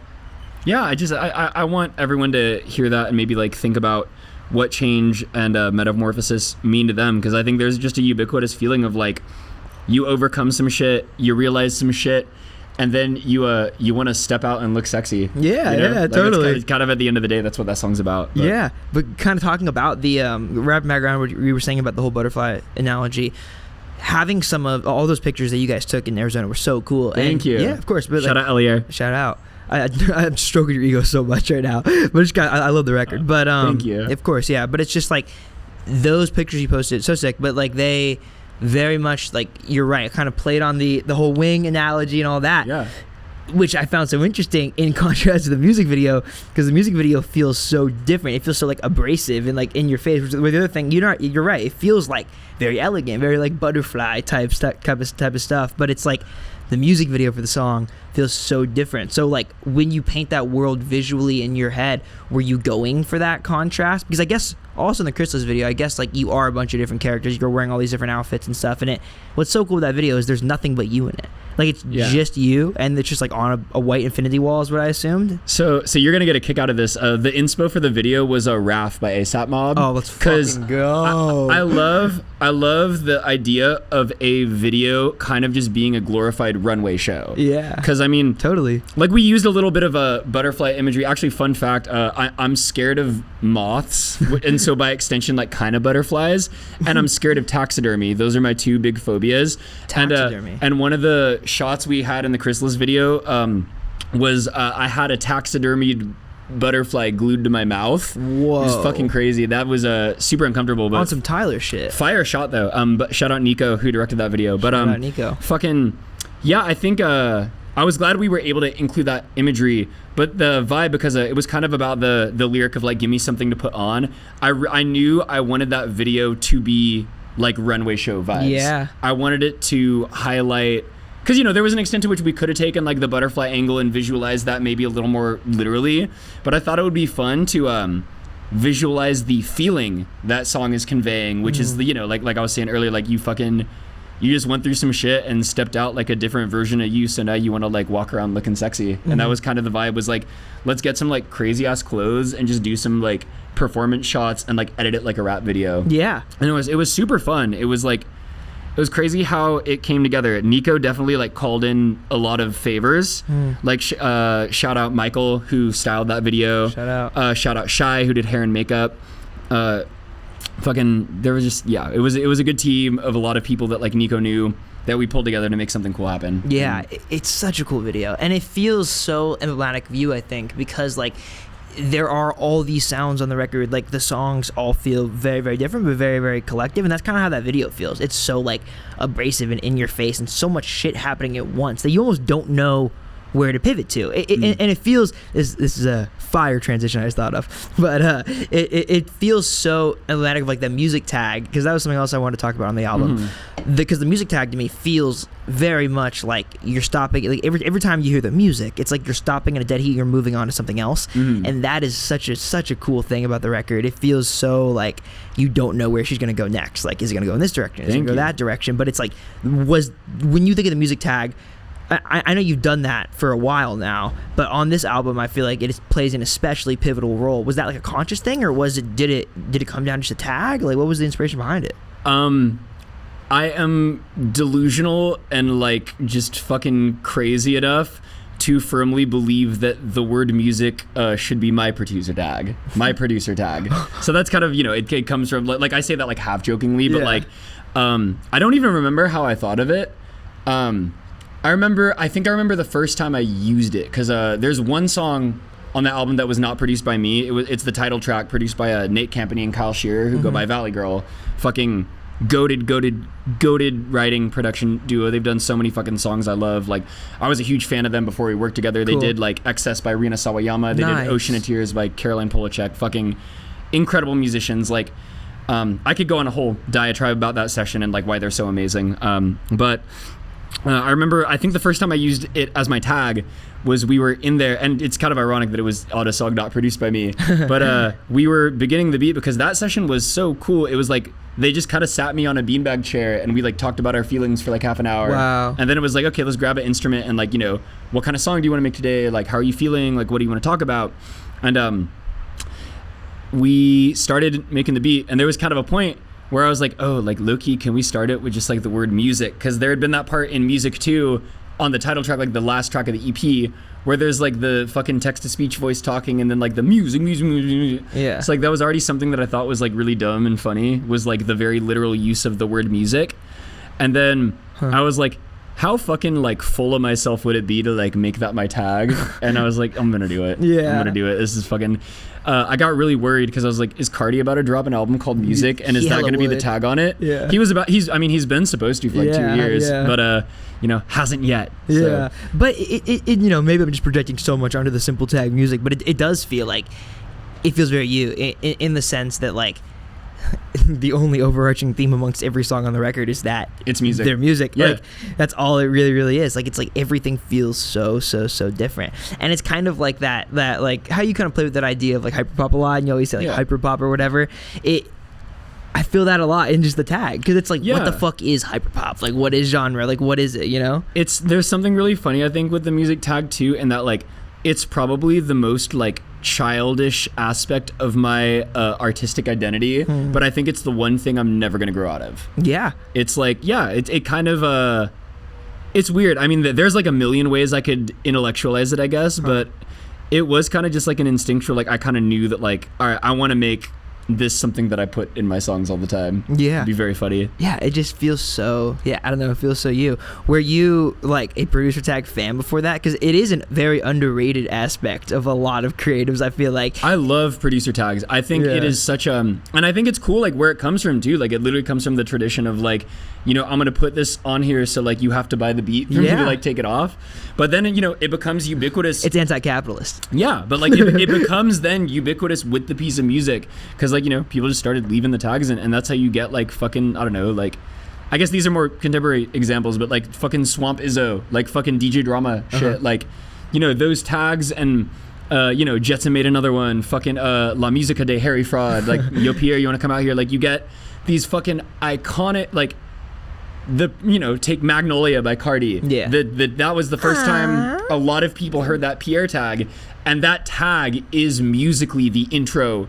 Yeah. Like, that tag is, if you could write it out in sheet music, it would be the first bar of that song. Like, it's so cool, like, how it becomes a piece of that music. And, in the same way that people fucking run around, like, repeating lyrics, they, like, producer tags become ubiquitous in culture, and I think that's really cool. And they're you, and like you can make them into something that is just so true to the music. It almost at a certain point is like an alternative form of harmonies in like a weird way, but it is like what's so cool about it is like it is the intro, and it's always the intro. That's the only place it ever comes in the song usually, which I think is just such a cool idea, because there's not a lot of things like that. And I feel like there's that saying where everybody's like, everything's been done, so you just got to find a way to do it yourself, and that's kind of what the music tag feels like to me, because it's like, you know, a tag can feel like a tag, or it can feel like a part of the song, or in the context of this record, a part of the record, which I think is just such a cool idea.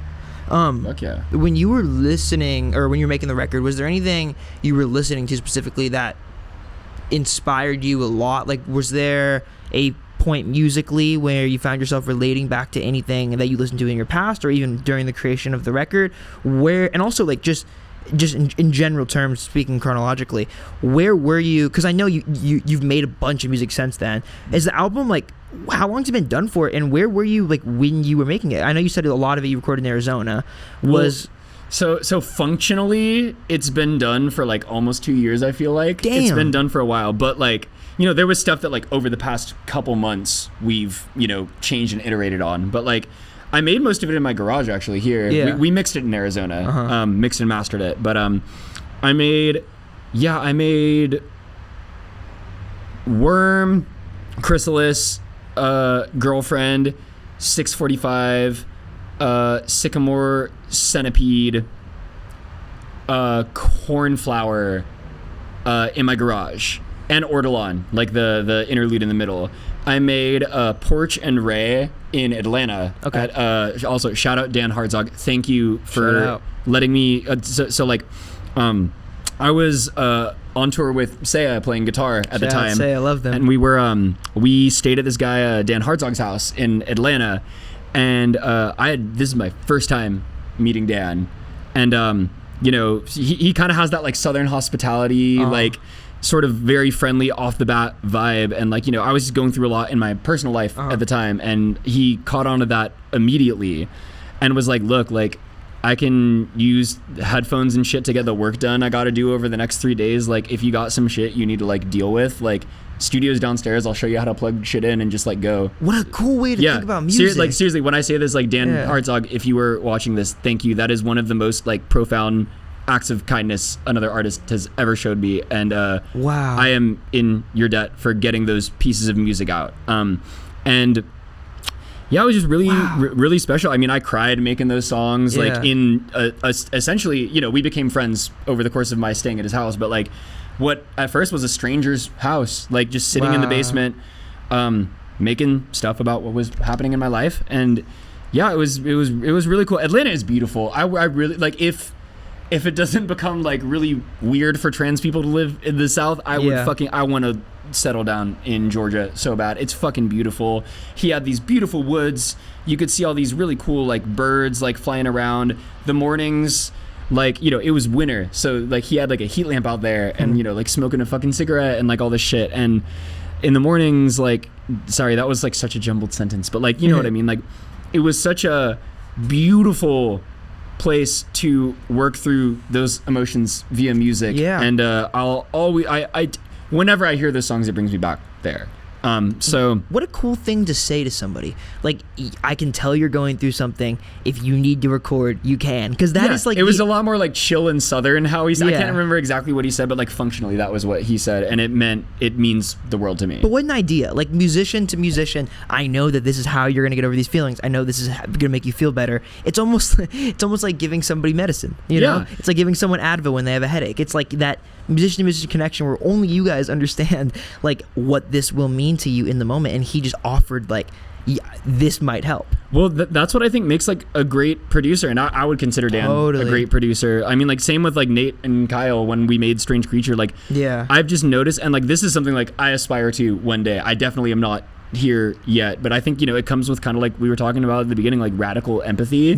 Like, I think great producers can look at a person and know that they're carrying something. Maybe, you know, no one's fucking telepathic. Some people are, which is like kind of really like, you know, that goes into a whole other crazy fucking thing. But like, you know, not everyone is telepathic all the time. But I've just noticed great producers can look at someone, even if they're like not producing it. Like Dan wasn't like, hey, let me produce a song about whatever you're feeling. Like, he very much was like, I got shit to do, but like my studio's open, like fucking go get that shit out of your system. Like, but a great producer can look at someone, see they're carrying something, and, you know, completely devoid of ego, whether they're involved in the act of expressing that or not, allow that person a medium with which to release those feelings. Yeah.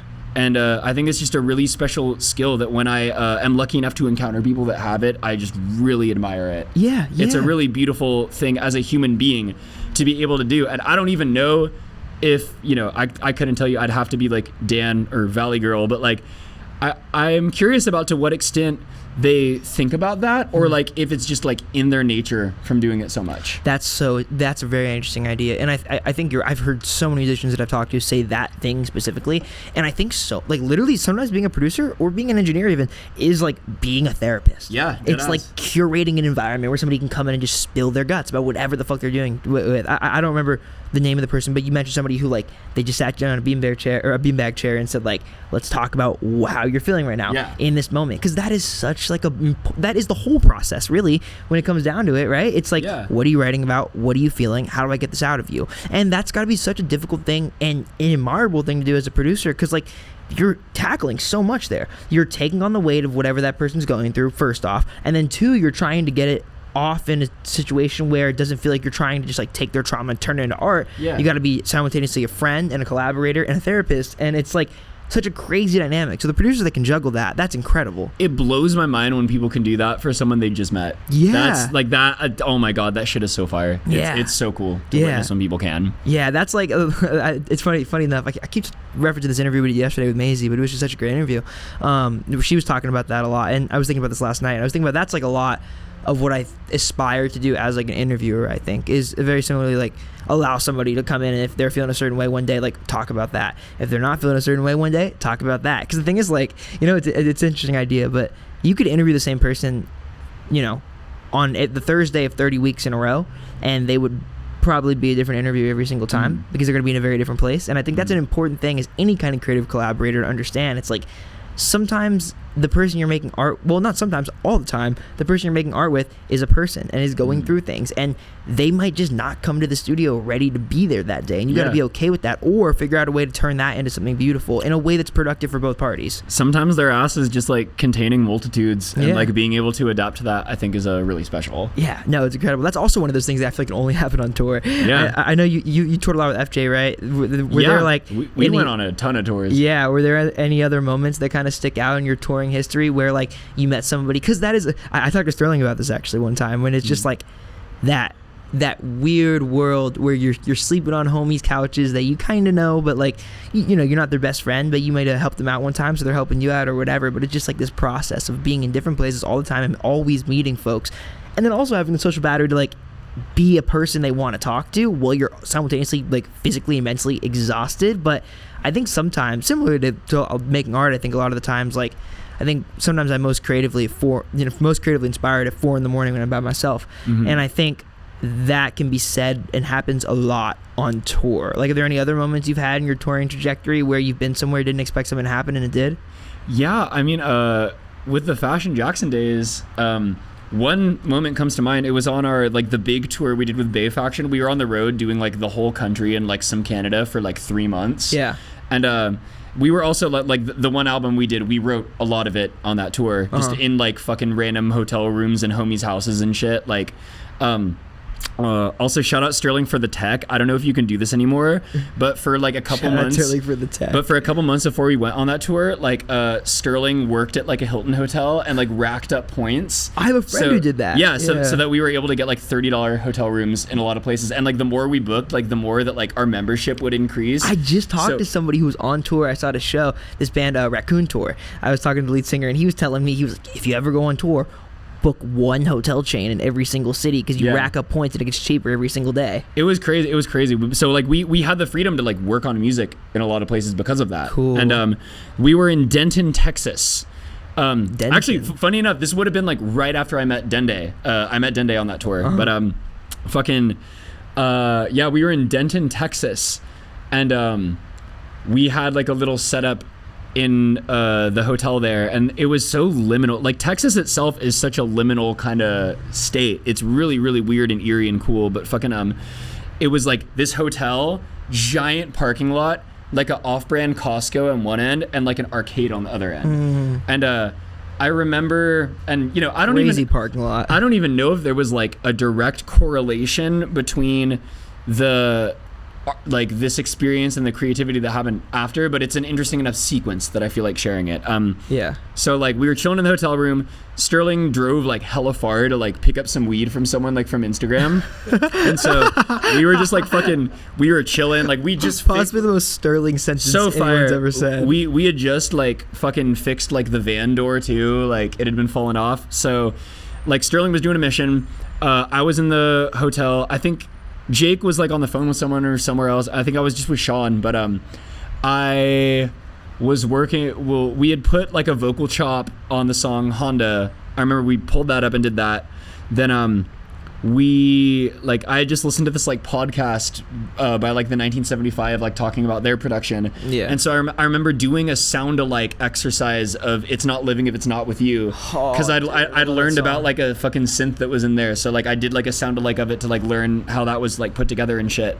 Then we Sean ended up being on the phone during this. I think like Sterling got back and Jake got back, and the three of us went to this arcade. That was my first experience with VR. This was like 2019, so it maybe wasn't as like ubiquitous as it is now, because like everyone got like a fucking Oculus when they got the like pandemic unemployment and shit. But like this was like, I had never seen VR like this realistic and crazy. We were playing like a robot zombie shooter game, and just like the blurred lines of reality, it was so weird and like nothing we'd experienced before. And I remember getting back, and then we made the song Motor Oil, like the intro of it.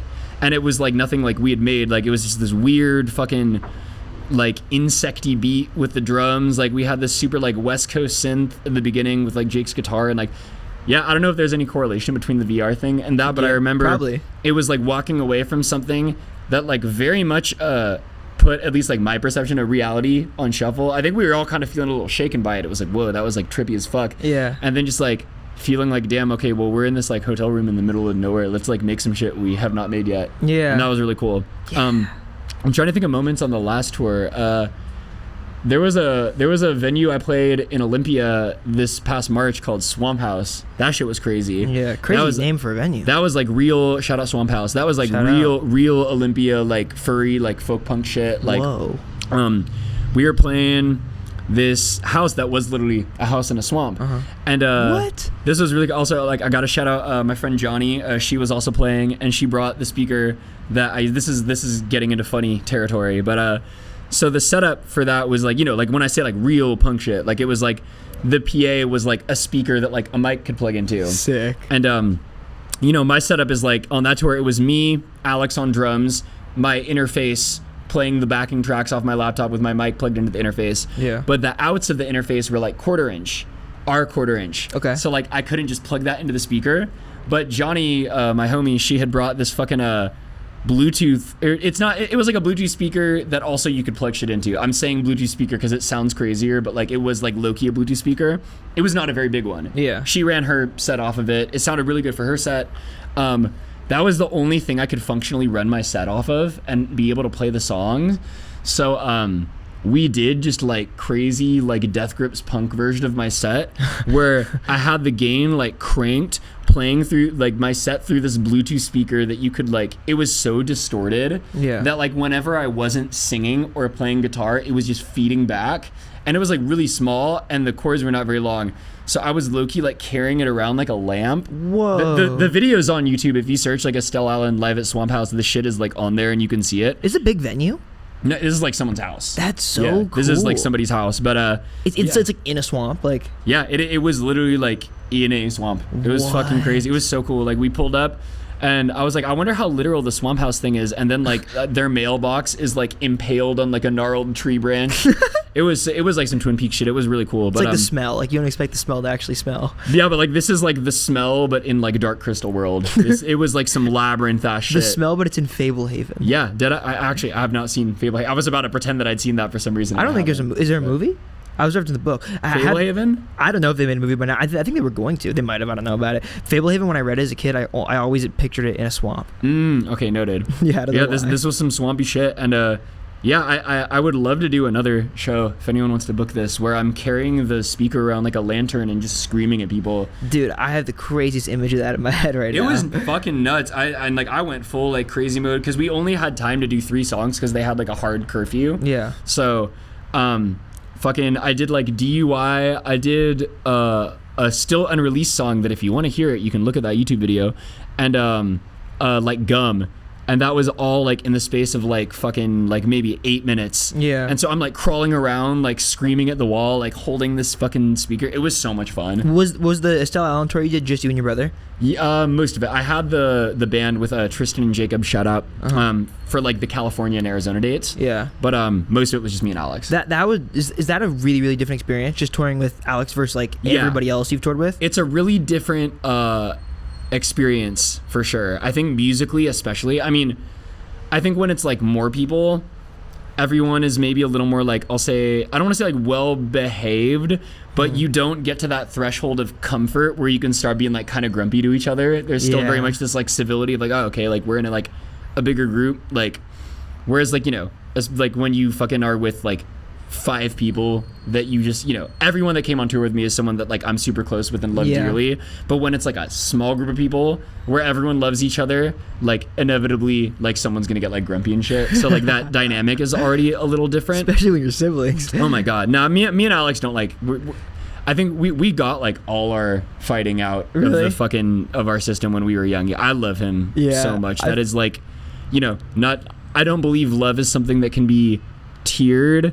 But I have a love for my brother that I cannot really like compare to anything else. I feel that. You know, it's not like more or less, it's just different. It's very so like that is we are functionally twins. Yeah. Like he can read my mind. He does. Like that's I'm not even like using that as a metaphor. Like I will think shit and he will say it. Yeah. And I don't know what that is, but yeah, I love you, Alex. Shout out Alex. Shout out Alex. He's probably not gonna watch this, but yeah, shout out Alex. Anyway, musically, I think with Alex and I, it's definitely a lot tighter because like just less going on. Yeah, just less going on and more chances to refine it. Gotcha. Whereas like with the band, it's kind of like a lot of times when I do the full band gig, it's like we'll be getting together day of and being like, okay, well here's the guitar parts that we're gonna add to the songs and like this and that. And I think it makes for something more impressive visually and definitely at times more impressive musically. Yeah. But there is, I think because of that sibling like psychic link, when it's just me and Alex, like that shit is so fucking like telepathic. Yeah. Because I mean, my show is, I think I remember like, I don't remember if I'd played any shows yet. Maybe I'd played like 1 or 2 the last time I was on the pod.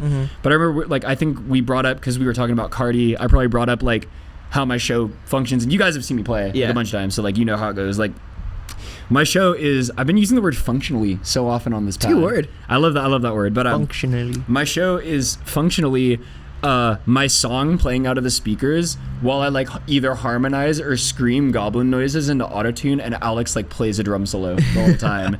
And that, I think that concept is just executed at its most tightly when it's the 2 of us. I reference this in a lot of interviews, but you said something the first time we did this where you were talking about that strike of lightning you see in the air when there is people in a room creatively that understand each other in that way, and it's like you were the only ones that saw that strike of lightning go by. That is how I would imagine it's gotta be when you're with a sibling, but that's just, it's like that on crack. Okay, so there was this moment on tour, I'm actually gonna share this is like my favorite moment maybe that there's a lot of contenders, and I also hyperbolize a lot, so like we'll say this is one of my favorite moments I've had with my brother as an adult. We were the last 2 awake on the road. We were doing an overnight drive, and everyone else was like taking their nap. Like I'm fucking nocturnal as hell. Alex was just thugging it out. He thugged out a lot of shit that he doesn't usually on that tour. I appreciate him so much for everything that he did on tour. But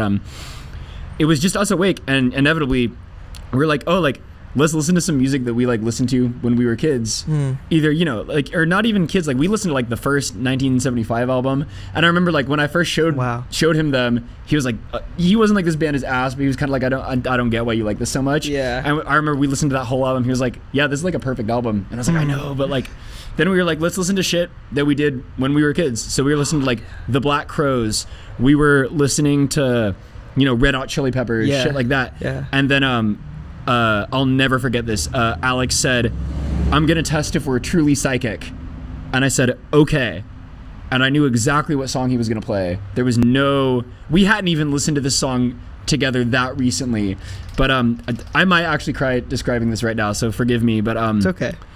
He put on Stuck in a Moment You Can't Get Out Of by U2. I don't know if you know that song. Wow. So I am not afraid of anything in this world. I think so. Yeah, it's a great, I love U2 by the way, but and I sobbed harder than I have in my entire adulthood. I felt like, you know, like fucking, how old am I now? I wasn't yet 28, but I was 27 when we went on tour. I think like, to go back to, because I'm thinking of even before high school, like the last time maybe the last time I felt like a kid was like when I was 10. Yeah. That's like 17 years of just pent up like fucking adulthood, just getting released, being reminded of this link that I share with this human being just through like music that soundtracked our childhood and experiences tied to that music that only the two of us understand. And it was the the most beautiful fucking moment with music I've ever experienced. Like any time I hear that song now, it already was, but like now anytime I hear that song, it is so fucking special. And it will always have that link in your brain. I feel so similarly with my brother.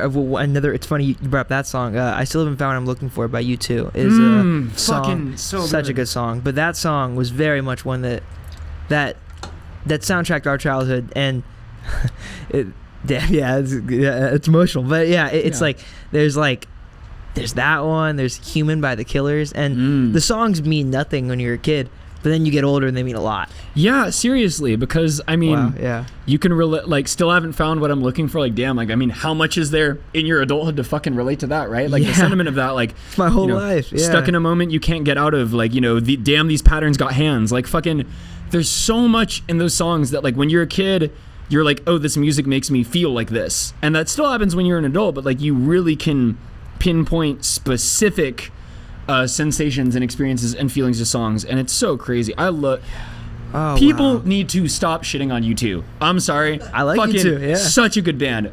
They got some corny shit. That stuff, putting their album on everyone's like iPhones, was like not the best marketing move. Sure, I don't know. I look, you think it's the best marketing move ever. Okay, it was kind of fire. Yeah, but like kind of fire. Oh my god, like come the fuck on. You got War. You got fucking Joshua Tree's a Joshua Tree. You got Joshua Tree. You got fucking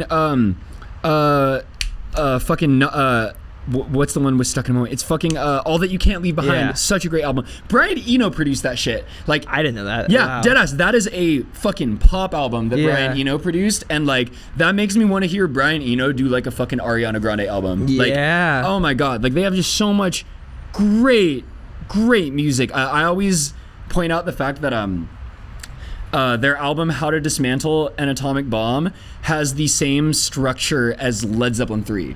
What do you mean? It starts with a hard rock banger, and then the rest of the songs on it are a totally different vibe. Like How to Dismantle an Atomic Bomb starts with Vertigo, and then it's all ballads after that. Led Zeppelin. Is Rock and Roll the first song on Zeppelin 3? No, that's 4. Zeppelin 3 is Immigrant Song, and then all acoustic songs. Yeah. Like I always just like kind of draw a weird parallel between those two, but fucking that album that U2 went How to Dismantle an Atomic Bomb, that was the soundtrack to like every fucking Aztec game tailgate that like Alex and I went with our dad as kids. Like U2 is something that I think Alex and I very much tie to yeah, just our childhood and like the people that like we are underneath everything else, and that was really special on tour. There's some Zeppelin songs, I think, and I stand by this, and I feel like people shit on me for this, but I think some of the acoustic Zeppelin songs are the best Zeppelin songs. I actually think most of my favorite Zeppelin songs, like this is my hottest take. Everybody gets mad at me for this, but I think In Through the Outdoors is probably my favorite Led Zeppelin record. Okay, crazy. And I feel like, well, I think that's for a different reason though. I think I'm as a drummer, I just fucking love John Bonham on that album. Bonham's the GOAT. I mean, like, Fool in the Rain's my favorite John Bonham beat. Like, so fucking, probably next to When the Levee Breaks. It's like a tiebreaker. Well, because like When the Levee Breaks, that's kind of like the Smells Like Teen Spirit of drums. True. Like you kind of like you gotta give it. It's like like did you know it was recorded in a stairwell? Like no fucking shit. That's like the greatest drum break ever. But like oh my god, fucking. That's why I love House of the Holy so much, because there's so many like acoustic deep cuts in House of the Holy that everybody forgets about. Rain songs on there. So good. 10 Years Gone is on Physical Graffiti. Yes. Yeah. Also fucking great. Oh my god. Yeah. Zeppelin is incredible. I mean, that's another. I feel like the bands that like, if you were to put it on, like Alex and I would like have a fucking like shit show. It's like Zeppelin, U2, The Who. We're really connected through the Beatles. Yeah. The Stones, but like the early Stones, less like post, like, you know, we didn't discover the stuff off of like Exile on Main Street and Beyond until we were like teenagers, but like all the shit that's on like the Hot Rocks compilation is like our childhood. A lot of like geeky classic rock. I feel like that was pretty much like that, and like, you know, like Aerosmith too. I think he had less of an Aerosmith phase than like I did. But I mean, like, just super, if you put on like any song by The Who, like Alex and I will just like instantly perk up. That's so crazy you're describing this, because like me and my brother so similarly, like there's so many like just classic rock songs that I know like he probably hasn't thought about in years and I probably haven't thought about in years, but they would come on and we know all the words to them. Like you said The Who, like Pinball Wizard's one of those for me and my brother for sure. Like there's just so many. There's just fucking goated. There's the sibling aspect of it, and then there's even like a personal part of it where it's like there are certain songs that I will never in my entire life forget the person who showed them to me or forget where it was when I heard them. Like I had we're doing the podcast thing. I had a crazy shroom trip when I was like super young, but I listened to the song Off All the Sun by the Beatles. Oh my god, such a good one. Yeah, that song's less than 2 minutes long, but I listened to it for like 2 hours, and that song I can't really listen to anymore without getting emotional because of just where I was in that moment and the way that song changed me. Oh my god. And there's like No Surprises by Radiohead's another one of those for me, and I had a very, very dear friend who showed me that song. I'll never forget the moment we were like driving through Concord, California in his Prius, and he showed me that song, and nothing was the same after. There's like pre No Surprises and post No Surprises for me, for sure. And dude, there's just such a personal connection with your sibling that you don't even, I don't know, I don't think I think about it too much. I should think about it more, I think. Yeah, or I mean, also don't, you know, it's something that you feel no matter what. Yeah, that's like, so true. Either or, but I mean, like, shout out siblings. Yeah. Love them. I'm glad you did the podcast thing and brought up psychedelics though, because that actually not to be like I'm pivoting back to my album, but like no pivot. It was psychedelics were like a huge influence on the mentality with which I approached making that music. How so? I just had an experience taking mushrooms in Big Bear, like out in the woods, and I had never, you know, it took me this long to do psychedelics in nature, which is like, I feel like that's, you know, everyone I've talked to, me included, it's like once you do that, it's like, why the fuck would I like do this anywhere else? Like, and but just becoming cognizant of the way in which ecosystems function like a piece of music was like one of the fucking craziest things I've ever like. Is that where the bug stuff came from? A lot of it, yeah. I mean, I was with my girlfriend and we were just sitting on this fucking log and watching like ants go by and like watching, you know, I remember there was this like spider that came out and was like thinking about trying some shit, but like the ants were low-key bigger than the spider, so then he was like, oh no, but like it was watching the ants crawling around and the leaves and all the colors and the birds flying by, and there's those little acorns up in Big Bear that have the like stems on them, so when they fall off trees they look like little helicopters. But just watching everything move in this really just quiet, serene atmosphere. Yeah.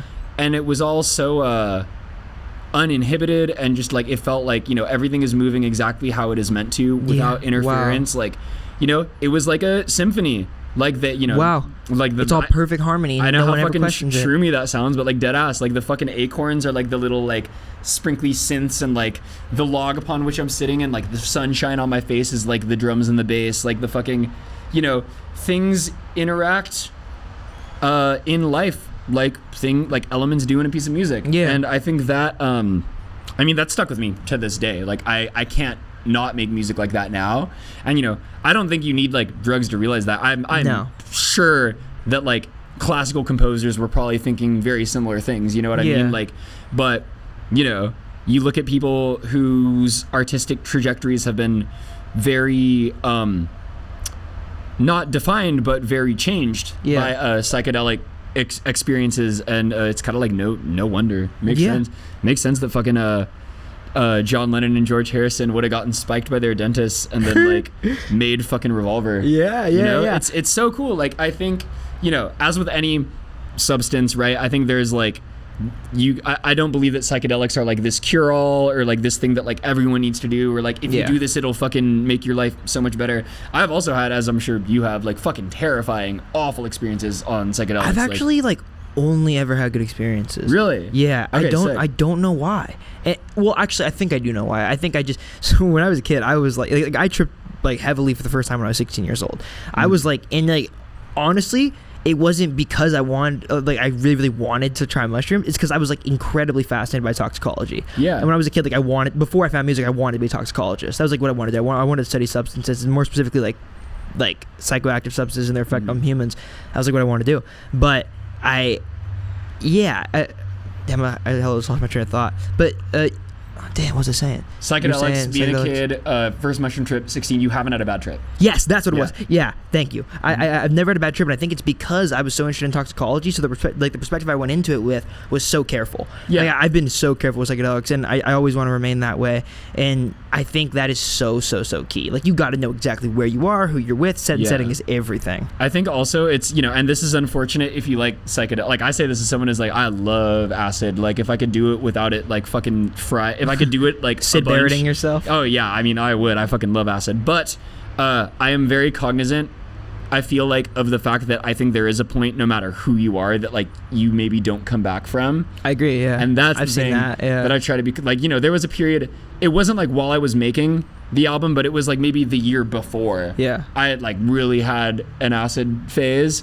And I think I reached the sweet spot of like, okay, I have not ruined this for myself, but I probably like need to like live in real life for a little bit to fucking really process all this. But I think the most important things that come out of psychedelic trips are the days after. Yeah, I think that is like something really, really important to remember. That like, you're right. I think you totally can reach that point where you get too far, but I think when you hit that sweet spot is when you're in this spot where it's like you're tripping and then you're taking a significant amount of time after to understand or try to experience, or even if it was nothing that came from that trip, right? Just think about even the silliness, before you go to another one. Or that like that profound like oneness that people describe feeling on psychedelics. I mean, like this is like Mario and I were kind of talking about this in the car. I mean, like is it too like overkill to like explain, to like talk about like my spiritual beliefs and shit? Do it. All right, so there's no overkill on this show. All right, so I always I get a lot of weird looks because it's like, rightfully so, a lot of queer people have religious trauma and maybe feel very differently about this than I do. But I tell people I believe in God, but like maybe not in the biblical sense. Yeah, not necessarily. I don't believe in like a singular like cognizant deity that like pulls strings and like makes shit happen. But like, are you familiar with the concept of emergence? No. It's like, the idea that like I'm gonna kind of butcher it, but like hear me out. It's like, how there's a pattern you can see that is like sort of fractally in blood vessels, trees. That's like the Fibonacci sequence, right? Kind of. I think the Fibonacci sequence has some correlation to emergence. Talking about this and looking at that spider web right now is a crazy experience. Wait, where is it? Look at like that wheel right under that wheel. Yeah. That right there is art and a good example of what you're saying. But so continue. Sick. Well, yeah. So it's like, think about like what our blood vessels look like. Yeah. Then think about what like the freeway system looks like. I mean, there was that whole experiment that Japanese scientists did with like mycelium, where like they fucking like put the food along the map of the Tokyo subway system, and the mycelium grew in a more optimized version of it. That's like the Japanese subway system. A friend of mine just told me about that.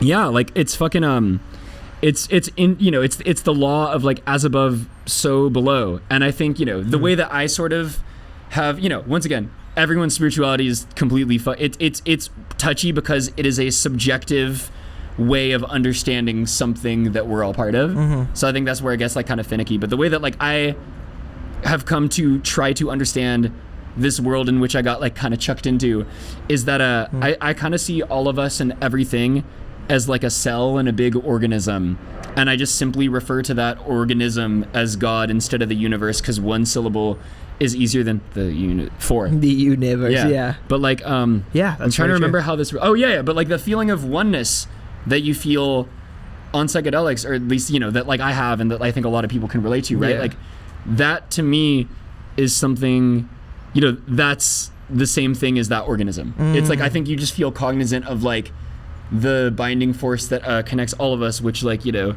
Beatles, it's love, mate. But like there is a binding oneness to this organism in which we all inhabit. Yeah, I'm sounding like such a stoner in how I'm trying to explain it, but like that's so true. And I think going back to what you're saying about nature, it has that same stillness. I think like the closest, and I there's so many moments of this that I remember so specifically. But I don't hike as much as I used to, but I used to hike every single day, and I did for over a year, and not every single day, but like at least 4 or 5 days a week, whatever. But that was like directly at the very end of COVID, like the end of lockdown, and then it persisted for the next like year after that.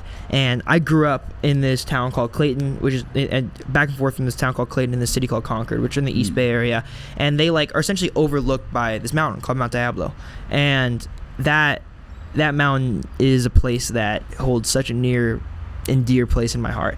And I think the most psychedelic sober moments I've ever experienced are by myself on peaks on the mountain, just sitting there in total silence, because that silence is a symphony. You're right. It's like an entirely different kind of silence. I remember one specific day, there's a peak on that mountain called Eagle Peak, and I hiked up there, and I would only hike alone. I never would hike with people. I was just by myself, and that was like one of the most transitional periods of my life. And I hiked up to this peak, and I was just sitting there in silence, thinking about just my life and things that were going on. And I literally sat there for 2 hours without realizing it. And I just sat there and just thought. And the way that your mind functions when there's no stimulus around is something that I almost think is impossible to experience now.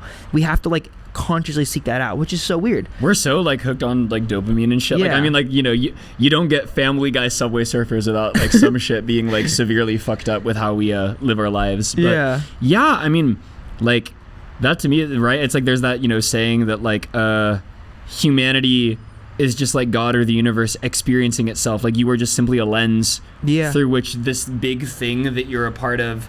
It's like you ever play like Zoo Tycoon or Roller Coaster Tycoon? Yes, Roller Coaster Tycoon I had on it. It's like, you know how there's the two modes, right? Like you're either in building the roller coaster mode or you're in like riding the roller coaster mode, right? But it's all the same game. Like, human beings are just ride the roller coaster mode. But it's like the same game type shit. My grandpa burnt that game. my grandpa burnt that game for me on a CD, and I put Shout it out in your PC. grandpa. Shout out my grandpa. So based. He was an amazing man. Goated fucking game. Songwriting is also Roller Coaster Tycoon 3, but what do you mean? That's you got to subscribe to the Patreon for that. Nah. Go on. What do you mean? I mean, like especially, I think I'm really cognizant of this working in like a DAW, like working in Logic or like if you use Ableton or whatever. Because in Roller Coaster Tycoon 3, you create like, it's literally like, here we go, mind blowing. You're creating a track. And you're sending a car down that track, and like you're populating it with different events. Like there's loop-the-loops, and there's like fucking rises and falls and peaks and dynamic. Maybe you're throwing some fucking like animatronics along there to like pepper the experience with moments. But you're doing the same thing when you record a song on your computer, and then like riding the roller coaster is just hitting play. Like you hit play, you test out the roller coaster, and when the moments aren't hitting, you adjust them and you like try again. It's like so similar. Like I feel like playing that game with my brother when we were kids like really geared me to like be making music on a computer. No, it makes a lot of sense. It's like a sandbox game. Like a DAW is just like a sandbox game, and you're kind of going in every direction, and there's no limit to where you can or cannot go. And that kind of goes against what we were saying earlier, when it's like limitation breeds creativity. It's kind of like in a DAW, you have this sandbox where you can go literally in any direction possible. And also, what's crazy is like we're like one of the first generations that have that. Realistically, it's so democratized. I will say though, that sandbox aspect is like one of the reasons why I think a lot of people, like myself included, can sometimes get stuck like scrolling through like 800 fucking snare samples. Like sometimes you kind of, I think, have to impose a limitation on yourself, but but it is so fucking cool that like, and I take it for granted sometimes that like we have this just really beautiful and powerful and open-ended tool. Because like, think about it, like back in the day, you were like limited by the literal amount of tracks that were on the tape machine you were using. And like, to make more space, you had to like bounce shit down to one track and like commit to shit. Whereas like, you know, now you can just fucking delete and copy. Like I think there is like a CPU, like you're limited by that. And like, I think maybe there's like a limit on how many tracks you can do in like Logic or Ableton, but I think it's like in the thousands or something. I've never maxed out like the amount of fucking tracks I can use on like a fucking song. But yeah, it's cool. That's another thing I'd love to. We were talking about in the car. I keep going back to talking to Mario. We had our own little podcast in the car on the way here. But me and Mario have had a couple of those. So good. Shout out Mario. But shout out. We were talking about because in the time of the Beatles, right, there was so much of because of gear and equipment and what, you know, you had in terms of sound, there was a much higher frequency floor in terms of like what kind of bass you could put in songs. Shit is so much bassier now because we have subwoofers, whereas like... Wait, I'm sorry. Say that again slower. I was trying to comprehend what you were just saying. So like, think about the frequency spectrum, right? Like high frequencies are trebly, like hi-hats, like... Low frequencies is bass, like... Or like a kick drum. And we're able to like boost and amplify low frequency because, you know, every animal and creature has a different band of that spectrum that they're capable of hearing. Like dogs can hear higher frequencies than us. There's animals that I'm sure can hear like lower frequencies than us. Our range of hearing is kind of I could be fucking this up, but it's kind of in between like 60 hertz is like the lowest that we can like really audibly perceive, and like 20K is like the highest we can go.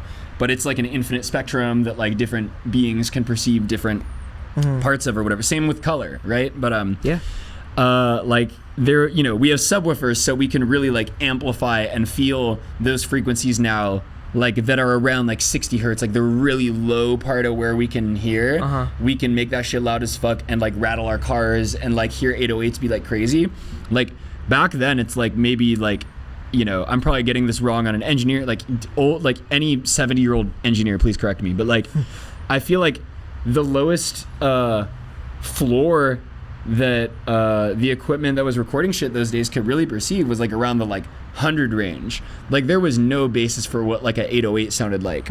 Like, you know, you hear, there's Beatles songs where the bass is like pretty thumpy, but it's not that like fucking big dumpy like Pierre Bourne 808 kind of like it's different world.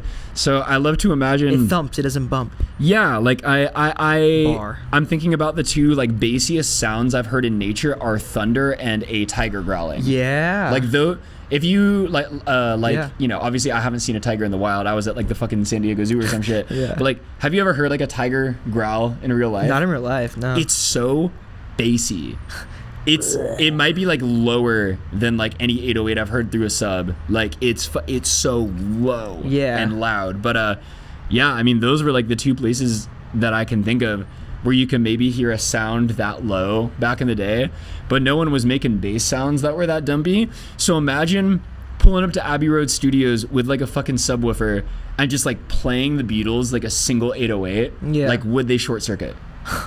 Would they fucking freak out? They'd have a heart attack and die. They'd be so stoked though. They'd be like, I want that shit in my music. Yeah, that's like another thing too, like about the setting where you're listening to music too, that I don't even think I consider a lot. Just how different songs are in with headphones versus a car versus like earbuds versus whatever. That fully changes the dynamic of a song. Yeah, or like even that there's ways to both create and listen to music that we're not even going to be privy to for like fucking 50 years. Yeah. That shit, so like, what the fuck are like, you know, like our grandkids' kids gonna be making? Yeah. What the fuck is that music gonna sound like? Like, imagine where's it gonna come out of? Imagine playing 2hollis for like Pink Floyd type shit. No, imagine playing 2hollis for like Muddy Waters like type shit. Rascal Flatts. Yeah. Imagine playing Rascal Flatts for like Beethoven. Yeah. Imagine, like fucking. There's just no point of reference. Like I get so excited, trying to and failing to conceptualize what music will sound like after I'm dead. It's not. I don't think it's possible. And I think like it. You can think about it as long as you want. I don't think you can do it. Like I think, and that is honestly. And I was talking to Mario about this the other day. I was talking to Mario, my friend Andrew, about this. How like I'm just such a new music head that I find myself going like I used to, like, probably 3 years ago, 4 years ago, I listened to, like, the majority of what I listened to was like older music, right? And I would listen to new stuff that I was into, but a lot of the shit that I listened to was like older stuff that I'd fallen in love with in the past. I don't think that at all anymore. I think, like, and this is might be a hot take, I think the best music ever being made is being made right now. Yeah, ever. I agree. And I think in 10 years from now, the best music being made ever will be being made then. Yeah. I don't think there's ever going to be any limitation on this. And, you know, like, there's obviously a subjective nature to that in regards to, like, I have personal connections to, like, a lot of records that have come out in the past 3 to 4 years, right? Whereas, like, maybe I don't when I was, like, 4 or 5. But just technologically, the things that we're able to do with every passing year, like, change exponentially. And then when you add, like, the possibility of, like, the tech in it, and then you add, like, the way in which people are then taking that tech and thinking about it in a different way, we're not even privy to ways we're gonna be thinking in 20 years, you know? Well, because, like, I mean, you know, to go back to, like, you know, the 2hollis versus, like, Pink Floyd thing, like, you know, there's the age-old debate. There's music that contains qualities that to us are just so ubiquitous, like, you don't gotta explain it. Like, you hear, like, you know, for instance, okay, take that song Trauma that he just dropped. Like, have you heard that? No. It has a really, you know, it's kind of a, it goes in between this, like, sort of double time, like, almost like kind of rage beat into, like, a fucking, like, kind of like deep house-ish kind of fucking dancey vibe. This is a 2hollis song? Yeah. Okay. But it's a great song, by the way. Like, listen to it if you haven't heard it. But like, there's elements of, like, that are very contemporary, but that, like, we kind of wouldn't even need to, like, think about it. We'd be like, okay, I know this beat, I want to dance to it like this. This beat, I want to dance to it like this. Like, you know, the concept of aura is something that we all, like, know what that means. Like, imagine trying to explain aura to, like, Elvis, you know? Like, fucking, there's concepts ubiquitous to us that are so abstract to our predecessors. Yeah. And even, like, our predecessors, like, the fucking Beatles were so abstract to music that came 10 years before. Yeah. Like, a song, like, you know, think about people making, like, old fucking, like, blues records or country records or, like, you know, comedy records or, like, classical music, like, playing them, like, a day in the life. Yeah. That would be the most fucking trippy, insane shit ever. And I agree. I think, you know, and especially if you want to go back to fucking weird psychedelic spiritual, like, woo-ha shit, like, you know, it's all one great big fucking now, right? Like, we are simply like, time is not linear. We are simply three-dimensional beings that can only perceive time as linear. So, like, you know, I think also by that physical law, yeah, the best music is always being made right now. I think for the first time ever in the past, like, year, my brothers always joke about this. So I have one brother that's 1 year younger than me, and then one that's 6 years younger than me. He's 16. But they, like, I don't get the brain rot memes in the same way they do. Like, they don't register for me in the same way. Yeah. And they keep, like, sending me them and calling me Unk. And like, I just don't get it in the same way. And I don't know why. It's like the first time ever maybe where, like, I haven't been, like, fully privy to, like, one aspect of, like, pop culture. I love the idea of some, like, you know, of just, like, a kid in your family, like, sending you a fucking skibbity toilet video and calling you Unk. Yeah. That's so funny. Literally, that happened. Like, my brother does that. That's like, insane. Yeah, and I don't know why it doesn't read. It just, I don't know. Maybe I'm not on TikTok enough. I don't know. But you hear that Michael Bay is directing the skibbity toilet movie? No, he's not. Yeah, he is. No, deadass. That is real. I'm not joking. Like, look it up. I thought it was a meme. It is not. What timeline are we living in? Is Michael Bay like just a meme, or like has he done like I'm not enough of a cinephile to like know like if he's done actual significant work. Like, has he? I'm not really a cinephile either. Like, I think that, like, I don't know, like, Dumb and Dumber is cinema in, like, its own way. That's how, like, I feel. You know, fucking Twin Peaks Fire Walk with Me is. We're in the same wave. Like, that's how I feel. But, like, I think, you know, there's an extent to which, like, there's a camp to Michael Bay's cinematic style that I think is really special. In the same way that, like, I saw people arguing that, like, the RNC this year with Hulk Hogan was essentially a drag show. Like, Michael Bay movies are kind of a drag show in a weird way. Who was the woman who put her finger in Kanye's ass and tweeted about it? Oh, that was Amber Rose. She was there. Literally spoke the RNC. I mean, they literally had fucking, like, we're not going back into politics, but it's real quick. It's so funny. They had Hulk Hogan fucking tearing his shirt open and Trump, like, blowing him a kiss. Like, that is a drag show. It's kind of hot. It was so funny. Kind of hot. But yeah, I feel like Michael Bay movies carry that same brand of camp. In, like, the robots just saying really outlandish shit, and then it's, like, big CGI fight for, like, 30 minutes. Mario, what is, like, a significant thing Michael Bay's done? Transformers, I guess. What are the... Mario, do you know any, like what else has he done?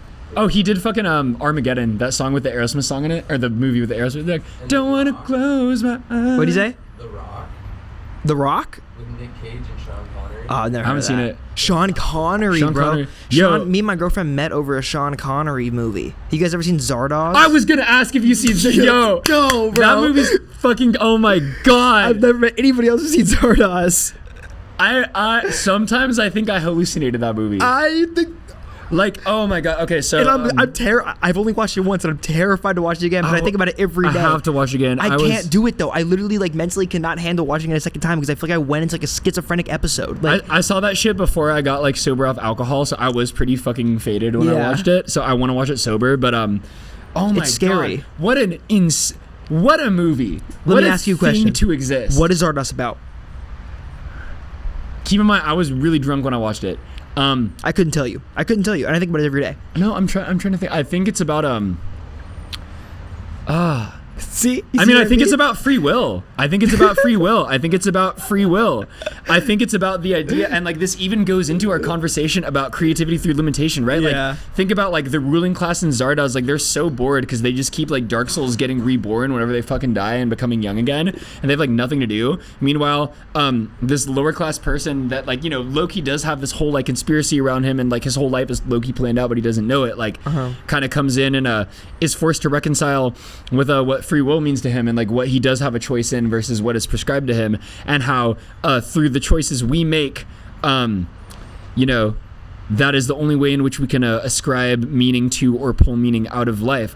Yo, another thing Mario and I were talking about on our podcast on the way here was do you remember that fucking book that was in the Scholastic book orders that did you do that one? Yeah. You remember the like horror book about like the weenies? Oh my god. Yeah. Okay, you know what I'm talking about? I've never thought about that since I was like 12. Did you read it though? I don't.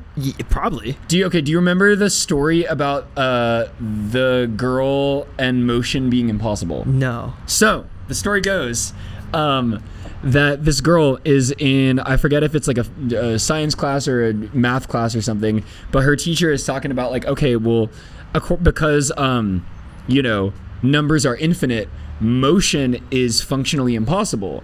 Because think about it. Okay, so for my little, you know, for those that can see, I'm doing a fake person with my hand. So for my hand... Thank you for acknowledging the listener-only audience. Oh, yeah, no, Let's of course. go. Yo, shout out for those that cannot see. I'm making a little hand. But for my hand to get to this yerb can, right? Mm-hmm. First it has to get halfway there. But then it has to get halfway there to do that. Has to get halfway there to do that. Yeah. And if you go far enough down, like, you know, numbers don't even exist because the space in between two numbers is infinity. There's not a definitive space between two numbers. Like there isn't, yeah, because eventually you get to like, you literally get to infinity, because like between 1 and 2 there's like 1.5 and there's 1.25 and there's 1.151. Yeah, so functionally like fucking like nothing exists. Like that's what's so crazy about math. And so like this girl learns that in her math class, and she's walking home and thinking about it. That's what that book's about? It's crazy that this was for fucking 8-year-olds. Like fucking what? Yeah, so there is so she's walking, and I think it's like a stop sign she sees, and she realizes that she's not moving towards it, and that she's like frozen in place, and starts like fucking having a panic attack. And the only way that she can move is by essentially just deciding that she's able to move. And I think there's something really special in that literally our perception defines our reality. Like I forgot, I'm trying to remember why I related this to what were we talking about before? Sorry, I'm Zardoz. Yes, free will. Yeah, like functionally this shit is infinite, and like fucking nothing matters and nothing exists except for like what you decide matters and what exists. Yes. Yeah. And really crazy. I think Zardoz in a way kind of exemplifies that. I very often think about how we, I think, are more in control of our happiness than we perceive sometimes, and I think that may be a hot take, and obviously not discrediting anybody's experience, you know, with depression or anything like that. Obviously there's chemical balances there, of course, you know. And people can be born into shit where it's like there's fucking you would have to be insane to be able to get out of this. Of course. But from like the incredibly privileged perspective that I have, I think in my personal life, there's been times where I've had to make the conscious decision to really, really do the things that are difficult to know, or like to be happy, to prioritize my own happiness. Yeah. Like that, like I think in the past 6 months, Mario was talking about this the other day, but like I have definitely like put a lot of like boundaries up in my life. I think I've been going out a lot less and just been like in the house more, and I've been working like more. I'm very lucky to be able to quit my day job and now doing music stuff full time, and being in it, I've proposed like a very strict kind of 9 to 5 on myself, or like a 10 to 6, and I really, really love it, and it makes me so happy. And that has been such a revelation for me, because I spent my entire childhood, like I started AboveTheBridge when I was 16, out of a petrifying fear of working a 9 to 5, being terrified of like going to an office every single day and doing the same thing, and you know, whether that was something I wanted to do or not, it was doing the same thing every day, and something that I didn't find meaning in. I spent literally my entire teenage years running from that, just to get to the point where you have to self-impose a 9 to 5 to have the kind of lifestyle that you want to have. And I love it. Yeah. It's so weird. Decisions are funny. This is more kind of, I think, in relation to like where you started than where we just ended up. But I kind of had like a stoner thought just now, which is that you know how we were just talking about like infinity and like the technical mathematical inability for anything to happen or exist because of that division and, you know, dividing numbers until there's fucking nothing or everything or whatever. Decisions are like the binary distinction by which we are able to create and like navigate reality. Like decisions are how things are able to happen, and even a indecision is a decision. Yeah. Or totally. I think in some indecisions and even some decisions are unconscious. Yeah. And I think you have to make the decision to attempt to be the person that you want to be. You have to make decisions to exist. Yeah. You know, you don't get to choose like when you get like popped out into here. Yeah. But like, yeah, your existence is a series of decisions. And I think, you know, a lot of people worry about a lot of artists especially, right? Like we think so much about like our legacy or like, you know, what am I leaving behind or this and that. Whereas like the thing that marks that you exist is the decisions you make. Yeah. I think to a big extent. Do you know the artist Slim Dan? No. He's an incredible like folk artist. Shout out to Slim Dan. I'm a huge fan of him. He put out an album last week, and there's a song on it about pretty much this idea. And I'm gonna butcher the line. I don't remember what the hook is, but I really, really resonated with it. He was saying like the weirdest thing about free will is that you have to figure out what to do with it. Yeah. And that is so true. And I think that's a really important part about growing up. It's like all you crave as a kid is freedom. All you want is freedom. You want the ability to do your own thing, to be yourself, to find who you are, right? Not this superimposed version of you that, you know, is born as an accumulation of where you're from and your parents and all that stuff. But when you get to that place, you have to decide what to do with the free will, and that might be the hardest thing ever. I think, I don't want to say this sounds cynical and weird, but I don't think being told what to do is a good thing or a happy life, but I think it's a very difficult thing to do, to wake up every single day and decide in this literally sandbox game that is our lives 95% of the time, like what it is you're gonna do. Because a lot of people, not everybody, but a lot of people can do anything, you know. So it's like it's less what do I do and more like what don't I do, like what do I neglect, what do I prioritize, what is the value system that I want to attribute to this projection of my day-to-day. And it's such a weird concept. Like free will is a kind of the least free thing in the world. Yeah, I mean, like it's a paradox, right? Like, do you have free will, or like is every single choice you make like an inevitability based on what came before? Yeah, you know, like I guess I almost said always as if I'm not like fucking just like spouting some bullshit right now, but I'm choosing right now to think of it as like it is inevitable that you will enact the free will to make a choice, or like you have the freedom to like move through the inevitability of shit however you want. I don't know. I feel like at a certain point you kind of just, you can accept them as the same and then just kind of like make your choices, because like no matter how you arrived at that choice, the one objective truth is that you made a choice. Yeah. Know? So I think there's something to that. Yeah. Whatever it may mean. No. Yeah. That's wow. Yeah, that's so true. To kind of go back to the record a little bit, just because we're going off here. Oh yes. No, I love it. I love coming on here for this exact reason. Yeah, thank you, dude. Yeah, I love our conversations. But I want to talk about Centipede a little bit. Yes. Ooh. I like that song. One of my favorite songs on the album, and specifically the hook, and saying that I'm sorry that I love you always sounds the same.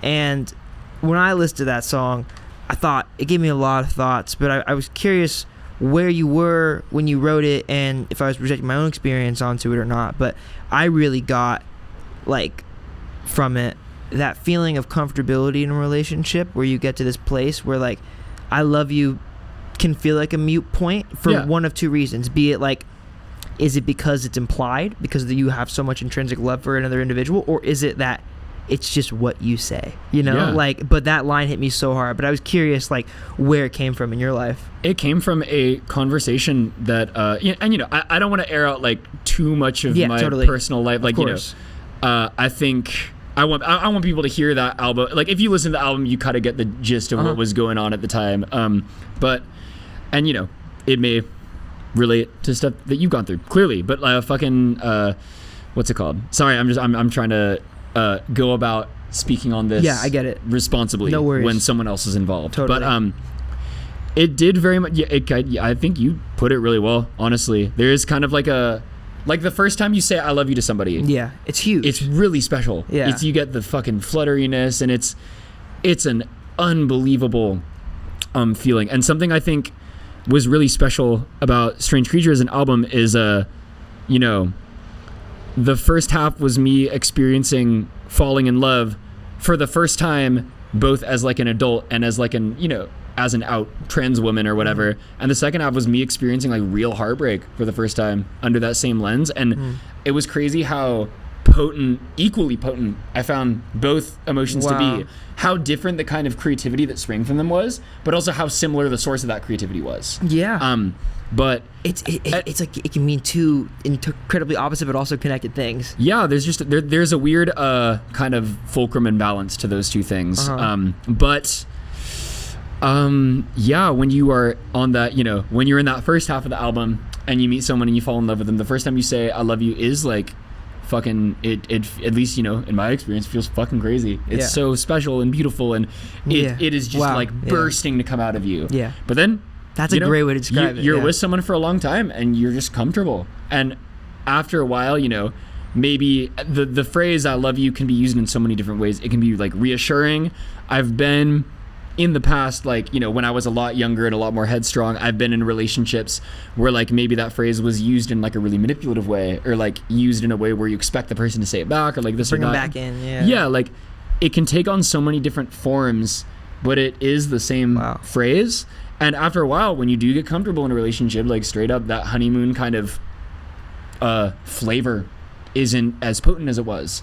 And you know, it came from saying I love you and hearing I love you, and, you know, being cognizant of the fact that it didn't have the exact same weight or flavor that it did the first time.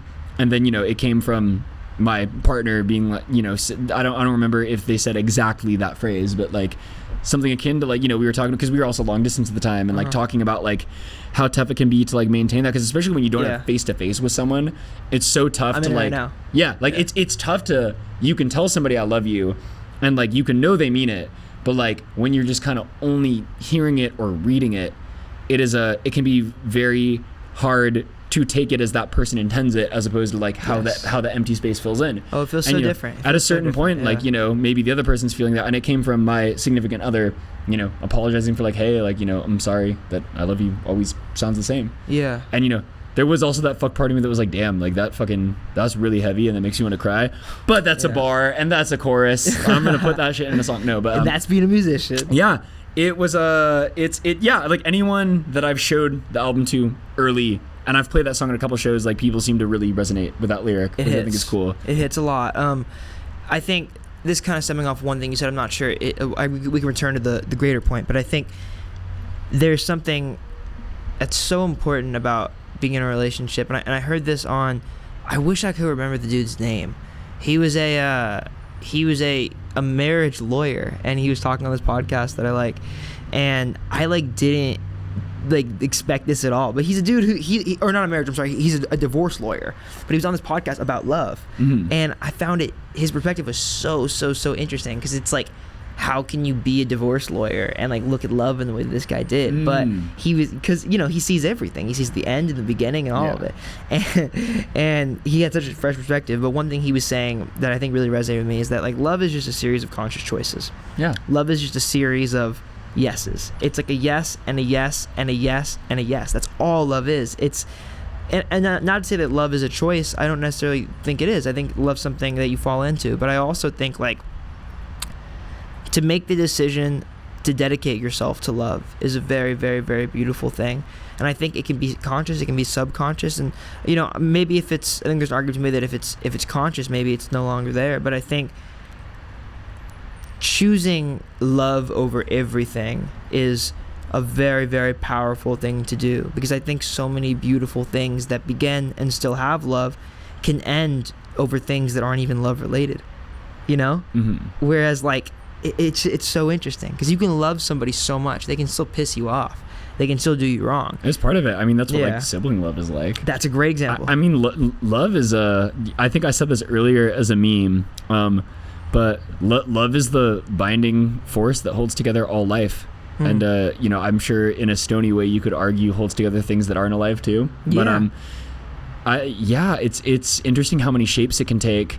I think we societally place a lot of emphasis on like romantic love, totally. But also because like, to be human for a sec, like once you've experienced that, like how can you not be like, this is the most potent fucking thing I've ever felt in my life. So powerful. It's crazy. But I mean, that's me saying that having not like had children. I don't know if I'm gonna have children, but like my mom tells me that like the love you feel for your children is like unlike fucking like it makes romantic love look like fucking training wheels type shit. It's like, really it's biological. It is like fucking it is hard baked into our DNA. Which is crazy because I mean like, I think you could go the Rick and Morty route and get like really cynical about that, like love is a biological fucking function that compels organisms to breed, Morty, or you can be like, wow, like love is an intrinsic part of experiencing. And it should be you should just feel it.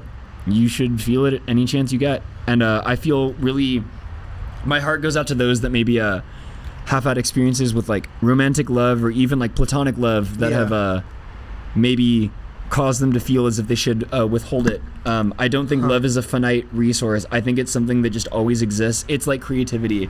It's something that just is there, and it's like a frequency we tap into. You know what I mean? It just exists. It's not something that comes from us or that we take from other people.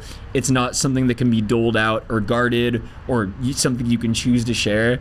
It's a connection that you tune into between you and anything. You can love it. Like I have like a stuffed animal I love. I have a Parasaurolophus that I've had since I was 3 named Hattie. It's the dinosaur with the trumpet head. Oh, cool. I love that dinosaur. It's not alive. I love her. That's my dinosaur. I love my dog. I love my girlfriend. I love my family. I love y'all. Like fucking it's a fucking I mean like you can love like a car that you've had some crazy memories in. Like it's just something that I think if we maybe didn't so often think of as finite or something to guard. And people were saying the shit in the 60s when they were all on acid and shit, so like it's not like I'm fucking saying anything new, but like I think if it's something that we allowed ourselves to be a little less guarded with, and that we moved within, what could the world look like? Love is the answer, man. Totally. Tune in, drop out. Groovy, man. You hear that new Jimi Hendrix record? See, I need to stop doing shit like that though. Like I feel like I say stuff that I feel really earnestly, and then I do the same thing. Do you ever make a joke? Yeah, you got to make a joke like right after. But no, I believe that with every fucking fiber of my being. Like I agree. I can jokingly say in a hippie voice that love is the answer, but like love is the question and the answer. It's the first thing we fucking feel when we come out the womb. Is like you feel love for the person you came out of. You'll feel love. You might be crying, but there's no way you don't fucking feel love for like like my grandma was the first one to hold me. I don't remember being held by my grandma, but I fucking loved my grandma for as long. Like I cannot fathom not loving my grandma. I cannot fathom not loving my mom. Oh my god. Okay, there's another thing. I didn't cry last time. I'm gonna stop saying whether or not I'm gonna cry because I feel like I also place weird expectations on crying. But anyway, this is another brother moment that made me fucking like with my brother that made me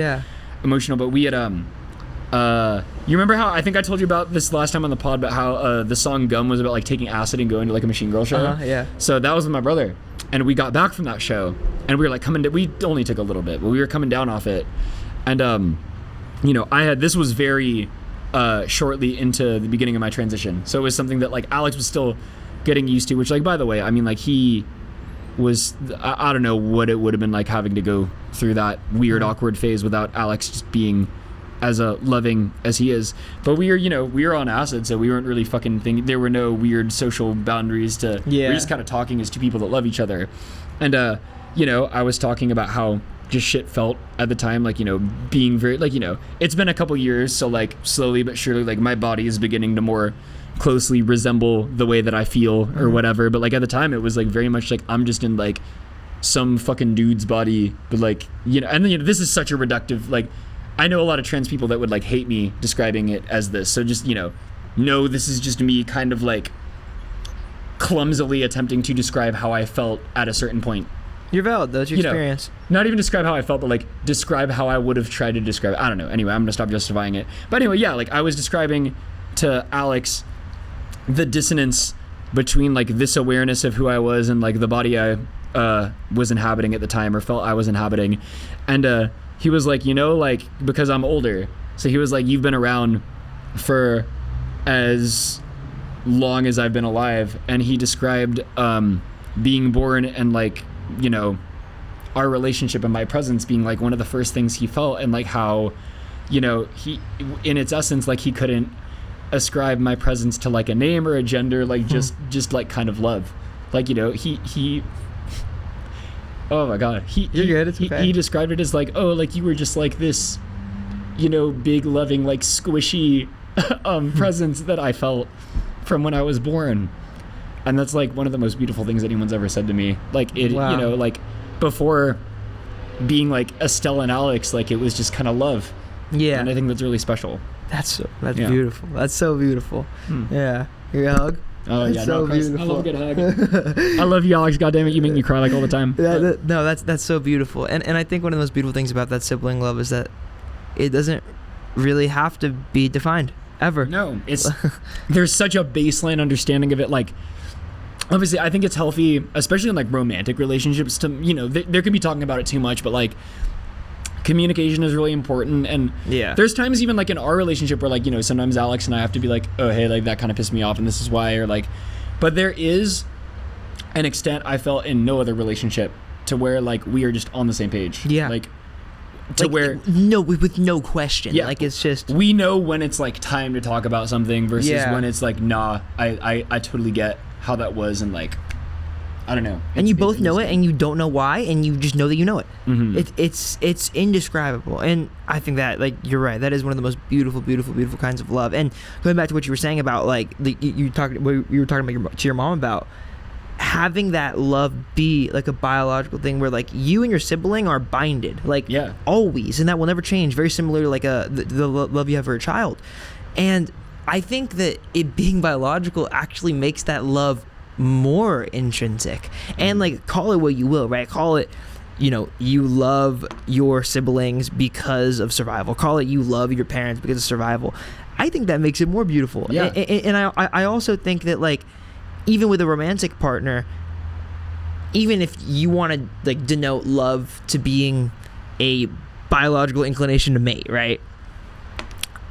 I think that makes it more romantic and like more valid, because you're compelled on a cellular level to fucking but also, like, you can choose anyone and you chose them. Like, that's, I think, what it is. Like, I think that's what romantic love is. It's like, you can choose anybody. There's so many fucking people and you chose them and you're like, yep, that one's with me.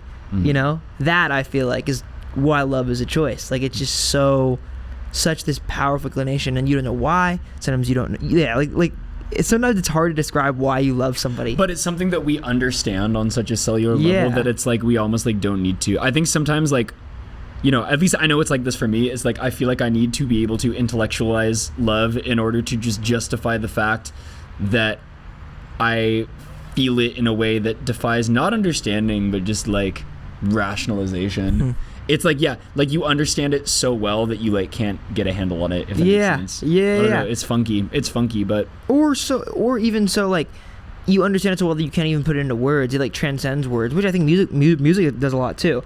Sometimes you can't describe how a song makes you feel, and I think that's very true to love as well. Like, sometimes you can't describe the love that you feel for a thing or a person. But sometimes like you can describe love in notes better than in lyrics. Yeah. Like actually, funny enough, this is from TikTok. There's this account.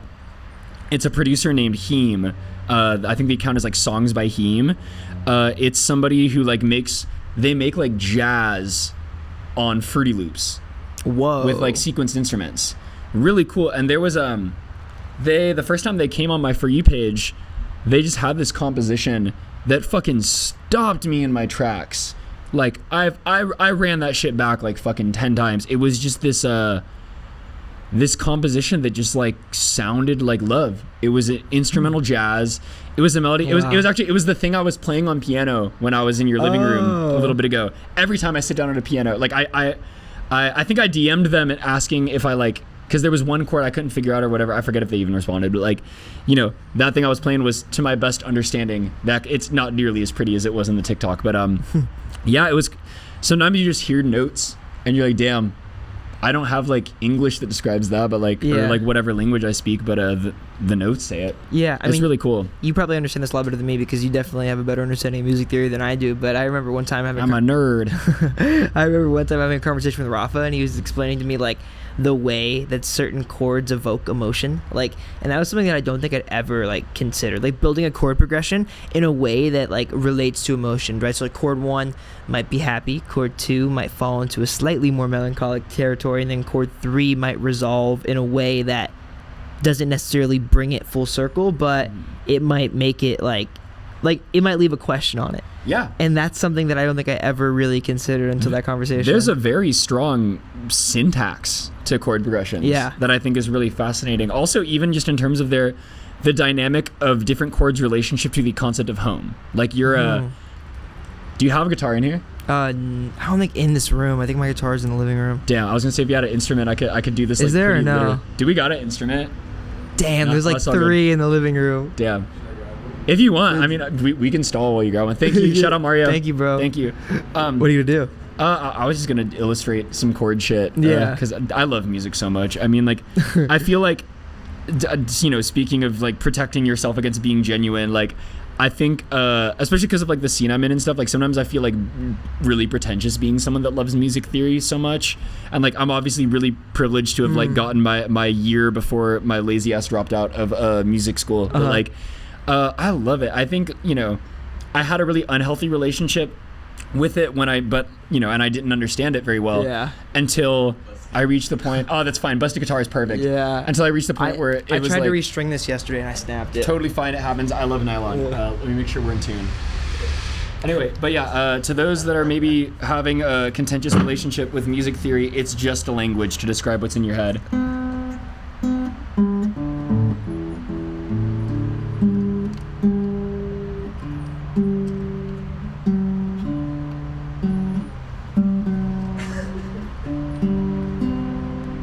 This is so beautiful. Tuning the guitar live. I don't even know if this is in like standard, but it doesn't matter. Okay, so like we have, let's say we're in, I don't know if this is tuned to standard. I'm fingering a G. I don't know if this is actually, I don't have perfect pitch. I used to lie and say I had perfect pitch. I don't, so I don't know what fucking chord this is. Sounds like a G. It actually might be a G. I think this... I know what A sounds like. Gives me the feeling of a G. Because of Carry On Wayward Son. We'll say this, you know, if this isn't a G, comment down below and fucking call me a clown. So let's say G's home. Yeah. Right? And, you know, obviously we were just talking about how different colors of chords can evoke different emotions, but I like thinking about also how they can relate to their relationship with home. So we're going up the scale, right? Yeah. We're kind of getting a little further away from home, but like this one also kind of, maybe this is like going to the corner store. Like if this is your apartment, this is like the fucking deli. It rings out, still kind of feels happy, but like you can go straight back home from it. Like you could go back. Now you're back home after you got a sandwich. Yeah. But now maybe it's like, okay, I want to go to the deli again because I got to get cigarettes because I'm going to a party. So I'm going to get on the train and go somewhere that's going to take me somewhere else. Yeah. And the train takes me to my destination, which is now we're at this party. Then you go home. Yeah, and then you can go straight home from the party. Yeah. Or you could be at the party and you could be like, what if we go to the afters? The Help is DJing at fucking 720 Warehouse or some shit, I don't know. But inevitably, after the afters, you go straight home, baby. In this fictional world, can I give you a situation and you play it? Yeah. Okay. So where are we starting? Starting home. Also, I'll make them like saucier chords. Okay. We're at home. All right. We're trying to decide if we want to go out. Our friends convince us, and then we decide to go home. Or we decide to go out. But we're still a little anxious about it. You see somebody that you haven't seen for a long time, and you guys have an incredibly riveting conversation that you didn't expect to have. All of a sudden, you realize you're too drunk. You sober up. You find that person at the party again. And you guys walk home together.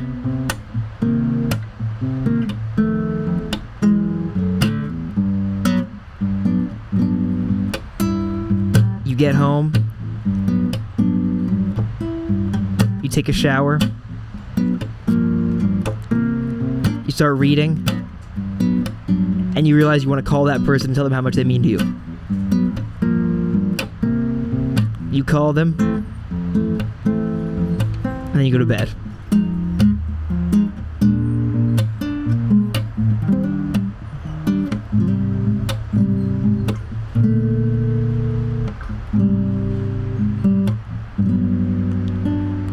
I did a little Dreamland interlude at the end.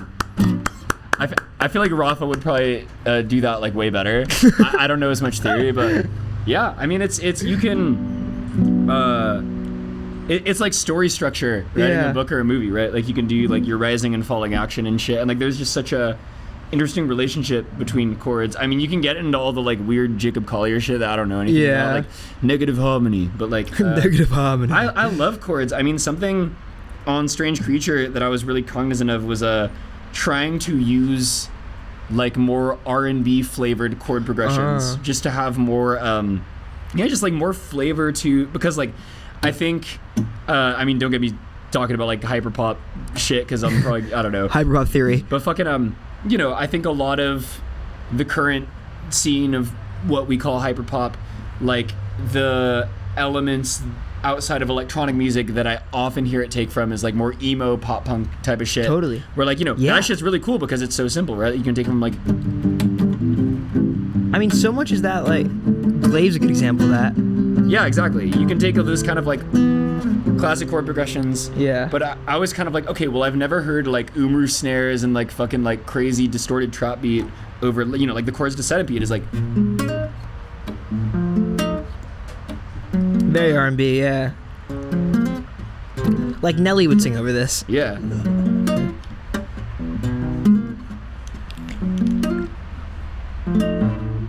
Yeah, it's like by all sorry, I got lost in the chord sauce, but like by all intents and purposes, it's like a kind of jazzy chord progression. It's like da da da da da da da da da da da da da da. That was another sauce on that album. Is I was really obsessed with this chord voicing, which is it's just like a major 7. It's like 1, 3, and then the 7, but it's a great like triad. Because I was thinking about different people's like sauces. It like, sounds kind of Polyphia. It is very Polyphia. Yeah. I like Polyphia a lot. I love Polyphia. That's one fucking great band. But you know, like think about like Kurt Cobain's sauce being like power chords, like. Yeah. Feels so different than like a picked triad. Yeah. Yeah, or like, you know, there's people that like love, like, you know, John Frusciante, Red Hot Chili Peppers loves using the thirds. Like, yeah. So I was kind of like, it wasn't a cognizant decision to be like, okay, I'm gonna make this triad my thing, but it was just something I found myself like writing with a lot. And then one of the first people, I think it was Jude and then our friend Z were like the first people I played that album for in its entirety. And I think it was them that I remember saying like, oh yeah, you're using like a lot of the same chord voicing. Like it's on Girlfriend, it's a... Oh, sorry, I'm playing it in the key that I Vera speed. It ends up in this key. The hammer-on adds like a lot to it too, I think. Yeah. And then it's in Centipede. It feels kind of buggy. Yeah. It is kind of crawly. Yeah. It kind of feels like a bug. But like a bug crawling. That shit's like all over the it's in fucking Cornflower. It's in like the fucking You'll always be on my mind. Put in the table and wine. Follow you into the tide. Underwater, how you swim. I know that you'll always be. This is whatever, but like. Is that the real time of the song? The what? Is that the real time of the song? Like how it is on the record? Yeah, pretty much. I mean, that's the. Is that in like? Is that in 3? Yeah, it's like a 6/8 waltz. Yeah, 1, it's 2, super 3, waltzy. 2, 3. I don't think I realized right when I listened to it how waltzy it was. That was I almost put it over like a fucking trap beat too, because you could. You'll always be on my mind. Like the triplet shit. Yeah, like counting it as a triplet. There's a Beatles song that does that. We Can Work It Out. Good song. Life is very short. And there's no time for fussing and fighting, my friends.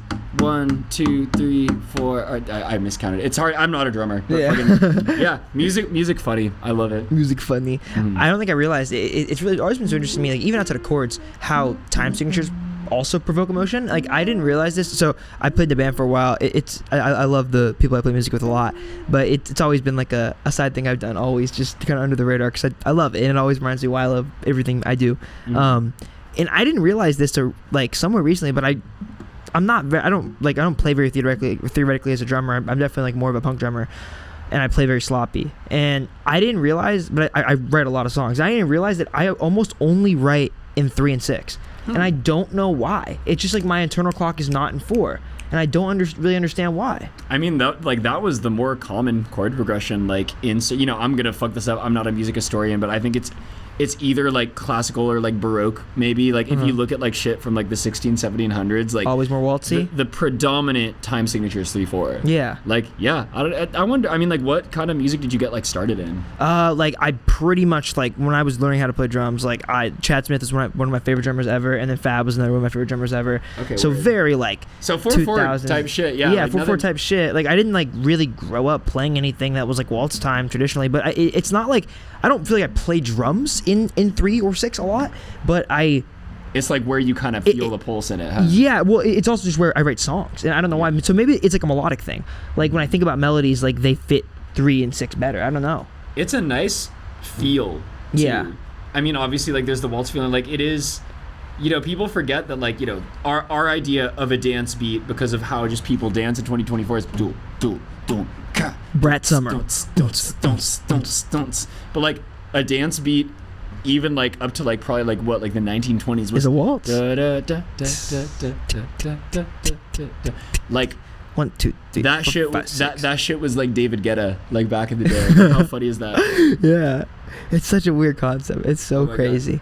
What do you so damn, that was a cool tangent off Centipede, but Centipede is very that hook really resonated with me, and I think it's cool that it resonates with a lot of people in that way. I can definitely see it being projected onto a bunch of different situations, but the last song on the record was one I really want to talk about too, in Ray. And I think that wraps really nicely into the whole conversation we're having about love, and just I thought it was so cool, like such a really fucking sick choice. So the last voice on the record is not yours. It feels very full circle in a way that I couldn't really pinpoint to anything else I've really heard. Like it just, I really loved the idea of the last voice on the album not being yours. Was that like something you considered, or did it just flow into that well? And then also, like, was the plan to always end the album on a voice that wasn't yours? That entire song was written on autopilot. Wow. Like they're, I mean, I can't say that it's like devoid of cognizant decisions. Dude, I'm sorry to cut you off, but I wonder what this lady's story is. She's walked through in like the past 3 interviews we've done. You should ask to interview her. Yeah, sometime. We should. Mario, have you noticed that? I think she probably lives on the street somewhere, but she always walks and she's always got her bags. She probably has some crazy stories. Yeah, she probably does. Anyway, I totally cut you off there. No, you're good. Full ADHD moment. That is a song that I will be very limited in how much I speak about. Yeah, because totally. like, that song is just a feeling. I don't think there's like a specific like that. That's the one that I think, for as much as like like, you know, it's a voicemail from somebody I love, and, you know, soundtracked by some chords, and, you know, there's whatever the lyrics are in it and stuff, you know, like, I'm also trying not to minimize it. It's a, you know, it's a weird one to talk about, but yeah, that song is like pure instinct. I kind of like looking back on it, it's probably like, it's very similar to like Music 2 on that project, which is also like my favorite song on the album. Yeah, it's kind of more of a like which is it's the last song on the record, right? On the EP. Both those songs are kind of a little more abstract, and they are songs that laid out the breadcrumbs for me to complete them. Wow. Like the beginning of Ray was a piece of music that I had when I first fell in love with my girlfriend, and I was low-key on shrooms when I wrote this too. Yeah. And like, you know, it doesn't even feel like I wrote it. It feels like it kind of just came. Yeah. So I had this. And I remember coming up with there were no lyrics, no melody. It was just this piece of guitar. So the music came first. Yeah, just complete and fully formed. Yeah. God, that's the coolest thing ever when it just comes out of you. You don't have to think anything of it. And you know, it does it again. And this chord progression has a really cool relationship with the idea of home, because it goes to this really tense chord. And we settle back at home. Yeah. Which makes so much sense in the way that it evokes the feeling of full circleness on the album, for sure. It does. Like I think it's cool the album doesn't end on like a happy or a sad note, just on a note. It's cool. That was meant to be the last song, you know? Yeah. Because like then we, you know, we're on this groove, and then we go to this. I fucked up the chord of my own song. There we go. Yeah. This like seventh like fucking suspended chord. It's very like. Which that one sticks out in the progression for sure. There's like a big ass like 808 it or over it. Yeah. And then I wrote this part later.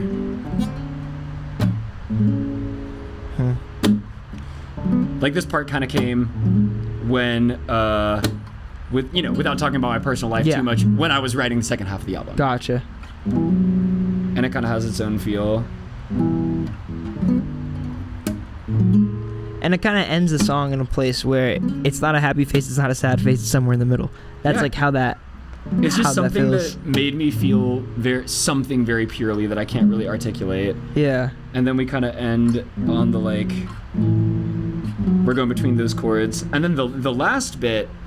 This was actually, and it was great because, like, you know, I remember I was in Dan's studio making this, and I was so on autopilot that, like... Was that the when you were on tour? You made this? Oh, so, cool. So we were having, like, a whole-ass conversation while I was making the last part. Like, I had the voicemail that I used for it, and I was, like, scoring it while we were talking about something completely different, and, like, it was all, like, in real time. Like, it was as close as you can get, like, on a DAW to, like, recording a performance, was, like, dragging in samples, and, like, I was playing the guitar live, and then I remember this last part... that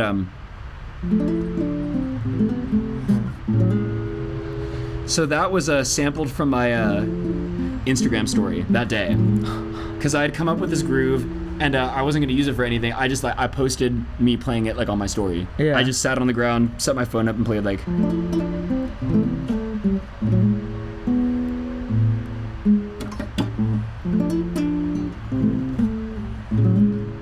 And so I literally just held my phone up to the mic and played that Instagram story.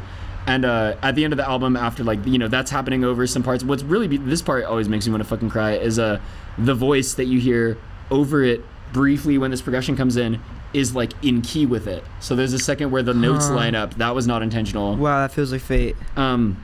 And then at the end, you know, there's my manager doing the music tag, and it ends on this weird little, like, electronic noise that then, like, fizzles out. Like, you can hear it, like, if you listen really closely, and that is the sound that a phone will make into, like, a DAW if you put it on top of, like, a speaker, or, like, you know, if you're recording it, like, just electrical interference from phones make that sound. So that sound just came from me holding my phone up to a mic. It wasn't a sound being picked up like waves, it was electronically transmitted. And I loved the album ending on that note. I just I loved the way that made me feel. And I mean, that's a song I'll never refuse to talk about, by the way, of course, but I think, like, as this album is out and lives for a little longer and breathes for a little longer, I think that's one that I'm gonna let people ascribe their own meaning to and their own feeling to, because I think any way in which I try to describe the emotions present in that song will be just like so much more boneheaded than the music in the song. I'm sometimes like, a song like Chrysalis, I can fucking talk about the metaphors and shit all day. Yeah. But a song like that is a feeling. Yeah. That's a feeling that I got to be a lightning rod for a couple hours in Atlanta, and that's a cool way to look for it. Thank you, Dan Hartzog, for allowing me to do that. Thank you. You saw me cry after knowing me for like fucking less than 24 hours. So a lightning rod you got to be. That's a really cool way to think about it. It's like you're not making the songs, you're living the songs. They just be you're just the vehicle at which they live. I had a funny shroom thought one time. I was in Big Bear with like my girlfriend and her brother and stuff, and we like took shrooms and saw the Barbie movie, and crazy. Her brother is a really good musician, and like at the time her brother didn't have anything out, but was walking around just carrying this like Bluetooth speaker. We were tripping. I remember also, like, next time you're on Shrooms, My Eyes by Travis Scott, like that shit on Shrooms is so good. But we had just finished listening to My Eyes, and then my girlfriend's brother put on like one of their own songs, and I remember just watching that sight of somebody literally physically carrying their own song on their back, and just having this thought of like, damn, like all songwriters like literally just like carry stories around. Like we're all just kind of bards, and like everyone has their story to tell. And it's, I was on Shrooms and I'd just seen Barbie, but it was a really funny thought. It's an adventurous way to look at it. That's one of the most beautiful things about music, I think, is that it never leaves you. Like, everything you make will forever be a part of you, and you can't ever get it out, Yeah. Estelle Allen. Above the Bridge. Love Dante. You. That was Love amazing. You so much. That was so fun. Mario? That was like... How long did we yap for? Almost 3 hours. It's crazy. Is that longer than last time? Yeah, I think so. I think the last one was just about 2. Yeah, so good to be on. I love our conversation so much. Like I there's not very people I feel like I could talk to like I talk to you. Like it's super awesome, and I appreciate you. I love you too. And thank you for having me on. Yeah, of course. I think this is a cool place to end it. Like on that kind of ascribe your own meaning to the last song on the record. So when's it out? When can they hear it? Is there any shows planned around it? What you got coming down the pipe? August 23rd. I don't know if this will be out after I have a show. I got one this Sunday at Silver Lake Lounge. And then sick, I'll be there. Oh fuck yeah. Who are you playing with? I'm playing this Sunday? Yeah, with Strawberry Soda. The 28th? Yes. Oh fuck, I won't be there, sorry. But fucking it's gonna be fun. I will do shows after the album's out. I just I gotta figure out a bunch of shit, because I'm going on tour with King Isis on guitar. What? I will not be playing my music. I love King Isis. Fucking, oh my god, I could go on about Isis forever. The pride of the Bay Area. So fucking good. Oh, such good chords. I'm so lucky to be playing this music. But so I'm gonna do that. And then that is still before my album comes out, but I'm gonna be doing that for the next couple weeks. But then I get back, and I definitely will play a show, even if it has to be at my house. I'm gonna play in LA, so we'll figure it out. Hell yeah! Yeah, thank y'all for having me. Thank you so much. We gotta do it again. Let's do it. That was amazing. Thank you, my friend. Of course. Hell yeah! Music matters. Music matters.